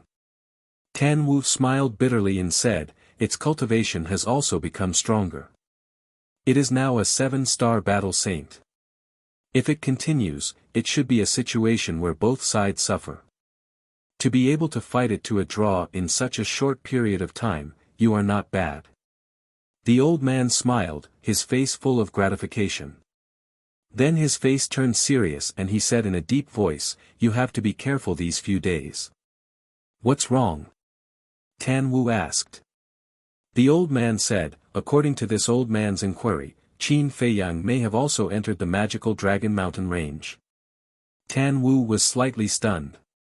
He glanced at Qin Feiyang who was not far away and pretended to be surprised. He looked at the old man and asked, "Why did Qin Feiyang come to the magical Dragon Mountain range?" "I don't know. But now, the imperial tutor has personally led people into our He province. He will definitely enter the magical Dragon Mountain range later. If you have nothing else, it's better to come back as soon as possible." The old man said. Imperial tutor. Tan Wu's eyes focused and he nodded, "Understood, this disciple will be careful." "That's good. It's not easy for a genius like you to appear in our He province. This old man doesn't want to die prematurely." The old man said with a smile. Tan Wu smiled and said, "Don't worry, this disciple knows his limits." "Yes." The old man nodded, and the shadow quickly dissipated. Tan Wu also put away the image crystal and turned to look at Qin Feiyang and said, "What do we do now? The imperial tutor personally brought people here. This was not a small matter and had to be treated carefully. Humph. This old thing, he won't be satisfied until he kills me." Qin Feiyang snorted coldly. The Hell God Hound hesitated and said, "That. This emperor wants to ask, is that imperial tutor very strong?" "Nonsense, he's the teacher of the current emperor. Do you think he's strong or not?" Tan Wu rolled his eyes at it. "Then how strong is he? If he's not that strong, we'll think of a way to kill him directly." The Hell God Hound said. "Ah." Qin Feiyang and the other two looked at each other. He actually wanted to kill the imperial tutor. This guy was really a newborn calf that was not afraid of a tiger. Tan Wu said, "Listen carefully, the current imperial tutor is a false god." "What? A false god?" The Hell God Hound's eyes widened, filled with shock. Tan Wu said, "Let's talk about it now, do you still want to kill him?" "Ha! Just pretend that you didn't hear what I said just now." The Hell God Hound laughed dryly. "What a joke. Wasn't it courting death to provoke a false god?" Tan Wu rolled his eyes and looked at Qin Feiyang, saying, "If I'm caught by the imperial tutor, I'm fine, but you'll definitely be doomed. If he wants to catch me, it won't be that simple." Qin Feiyang's eyes flickered. "What do you mean?" Tan Wu was suspicious. Qin Feiyang said with a faint smile, "Actually, the imperial tutor's arrival is exactly what I'm looking forward to." "What do you mean?" Tan Wu was surprised. After Renduxing was possessed by a wisp of Mu Tianyang's divine consciousness, his methods are very terrifying. With the strength of the few of us, it's not enough to fill the gaps between his teeth. Therefore, I need someone stronger to deal with him. And this imperial tutor is undoubtedly the best candidate. Qin Feiyang sneered, a cold light flashing in his eyes. Yan Wei suddenly said, "I understand, your goal is to let them fight each other." "Yes. If I didn't want people to know my whereabouts, I wouldn't have stood there openly in the capital of He province. And I wouldn't have let you directly use your true face to inquire about the coordinates of the demonic Dragon Mountain range." Qin Feiyang said. "I see." Yan Wei suddenly understood, shook his head and said with a smile, "You deliberately left clues to let them find our whereabouts, and then led them to the demonic Dragon Mountain range." Qin Feiyang smiled faintly and said, "These two people are not good people. Let them fight first, and then we'll come out and reap the benefits in the end." "Brilliant." Tan Wu gave a thumbs up. As soon as he entered He province, he began to make arrangements. It seemed that this person was already unwilling to be a chess piece. It was really exciting. "We'll see a good show soon. Let's go," Qin Feiyang said with a smile. Yan Wei also smiled playfully and continued on his way with 2 people and 1 beast. At the same time, outside the capital, in the canyon, Tan Wu's master also told the imperial tutor about Qin Feiyang's whereabouts. Chapter 1169. Time flew. Night fell again. The demonic Dragon Mountain range was particularly quiet at night. Only the occasional sound of insects could be heard. Whoosh! A stream of light cut through the sky and landed on a mountain peak. It was Qin Feiyang and his group. After landing on the mountain peak, the group immediately turned around and looked at the void behind them. From afar, they could faintly see a blurry light figure rapidly approaching them. Yan Wei frowned. Why is there only one person? Is it not the imperial tutor? Qin Feiyang's eyes flickered as he whispered, "The demonic Dragon Mountain range is so big, they don't know where we are going. They will definitely split up to find us." While they were talking, that light figure was getting closer and closer. Qin Feiyang and the rest also restrained their auras to the extreme. Finally, Qin Feiyang saw the person's true face. It was a middle-aged man with thick eyebrows and big eyes. He had a strong body and was 1.9 meters tall. The aura exuding from his body was extremely strong. "Can you see through his cultivation?" Tan Wu asked. Yan Wei shook his head, "No." Qin Feiyang suddenly said, "His cultivation is definitely not lower than a 5-star combat emperor." "What?" The 2 men and 1 beast's expression changed. Swoosh! Qin Feiyang waved his hand and led the 2 men and 1 beast into the ancient castle. Not long after they entered the ancient castle, the middle-aged man did not stop at all and swept across the sky above the mountain peak. Inside the ancient castle. "Hello everyone."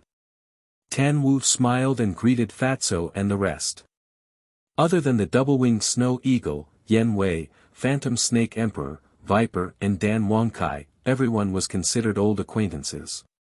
So, Fatso and the rest also smiled and nodded at Tan Wu.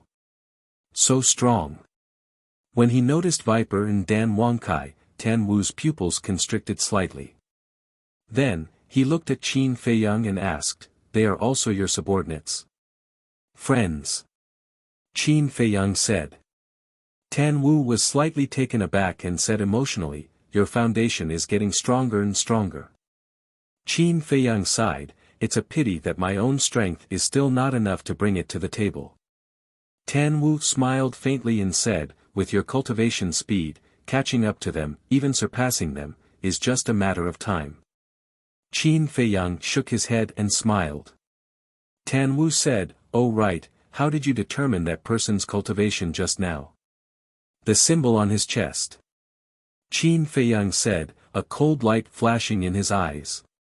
"Logo?" Tan Wu, Yan Wei, and the Hell God Hound looked at each other.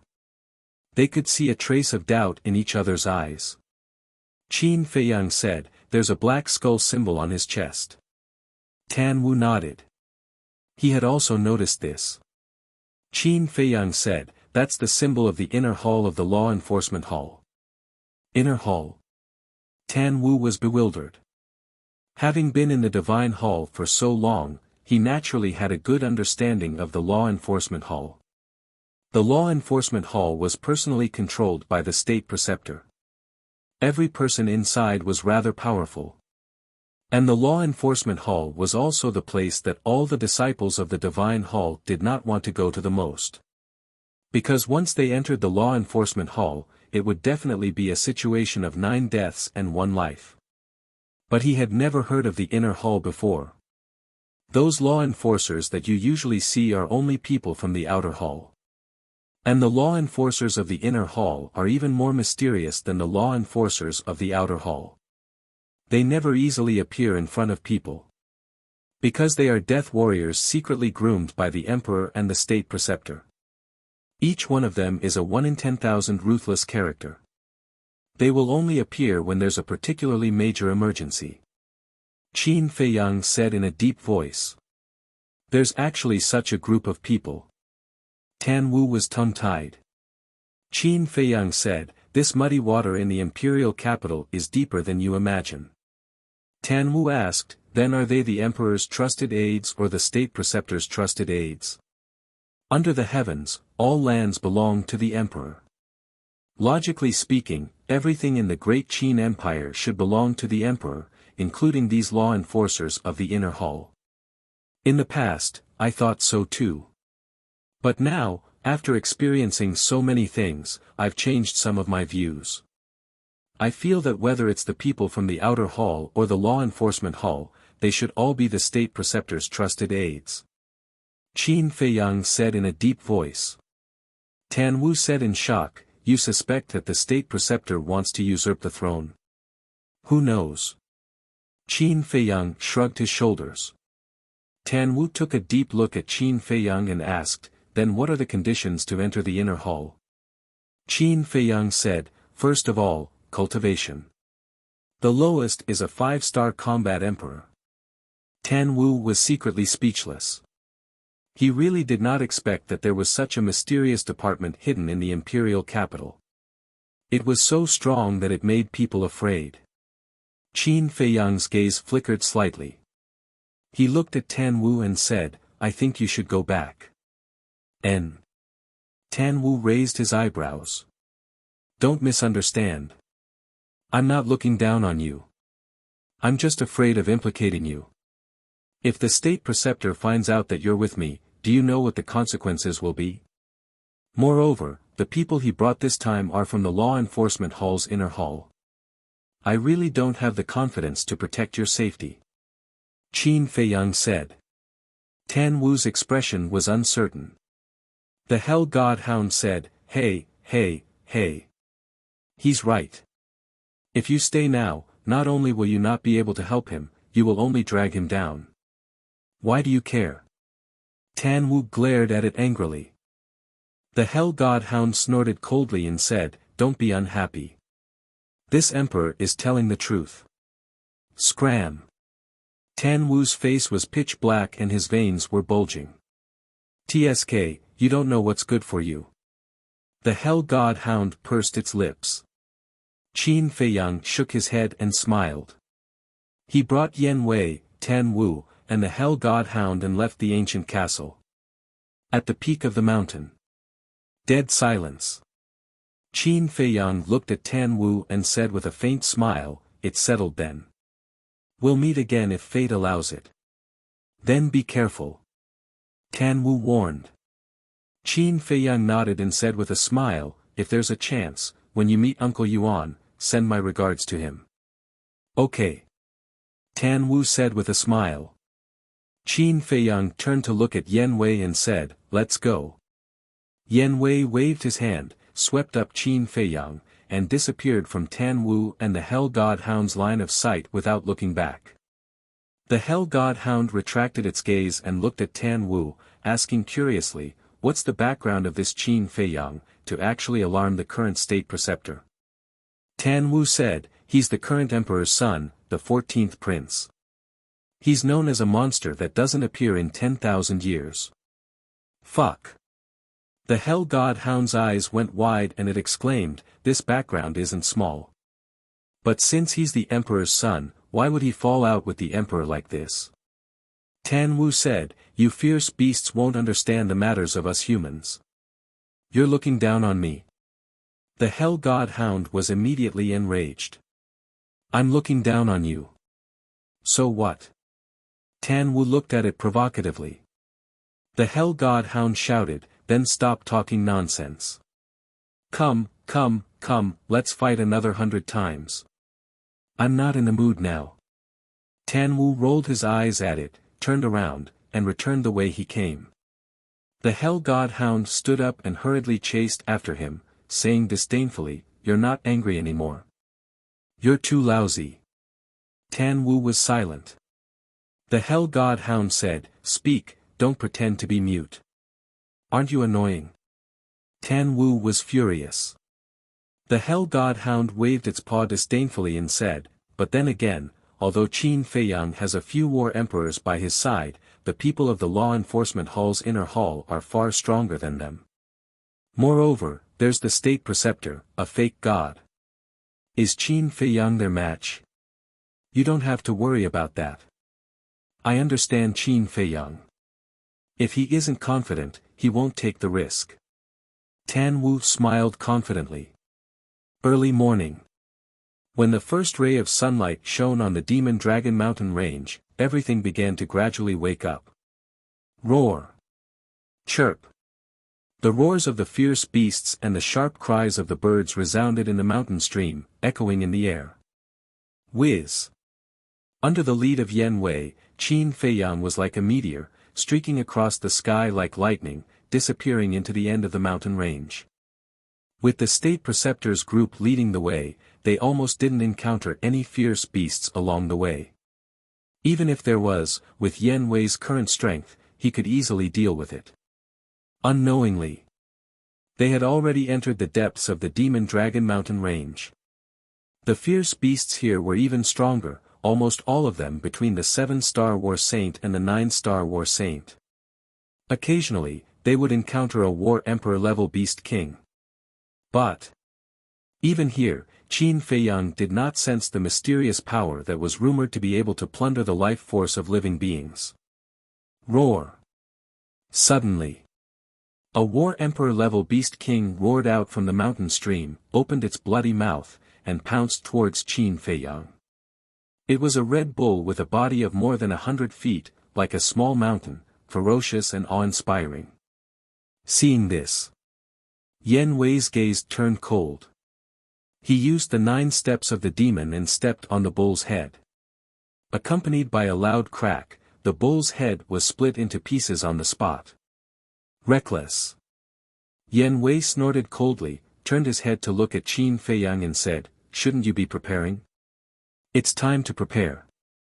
Qin Feiyang muttered to himself, and a bloody, "kill" word instantly appeared between his eyebrows. His long hair, eyes, and even his skin were drowned in blood at a speed visible to the naked eye. Very quickly, he turned into a killing god, his murderous aura soaring to the heavens.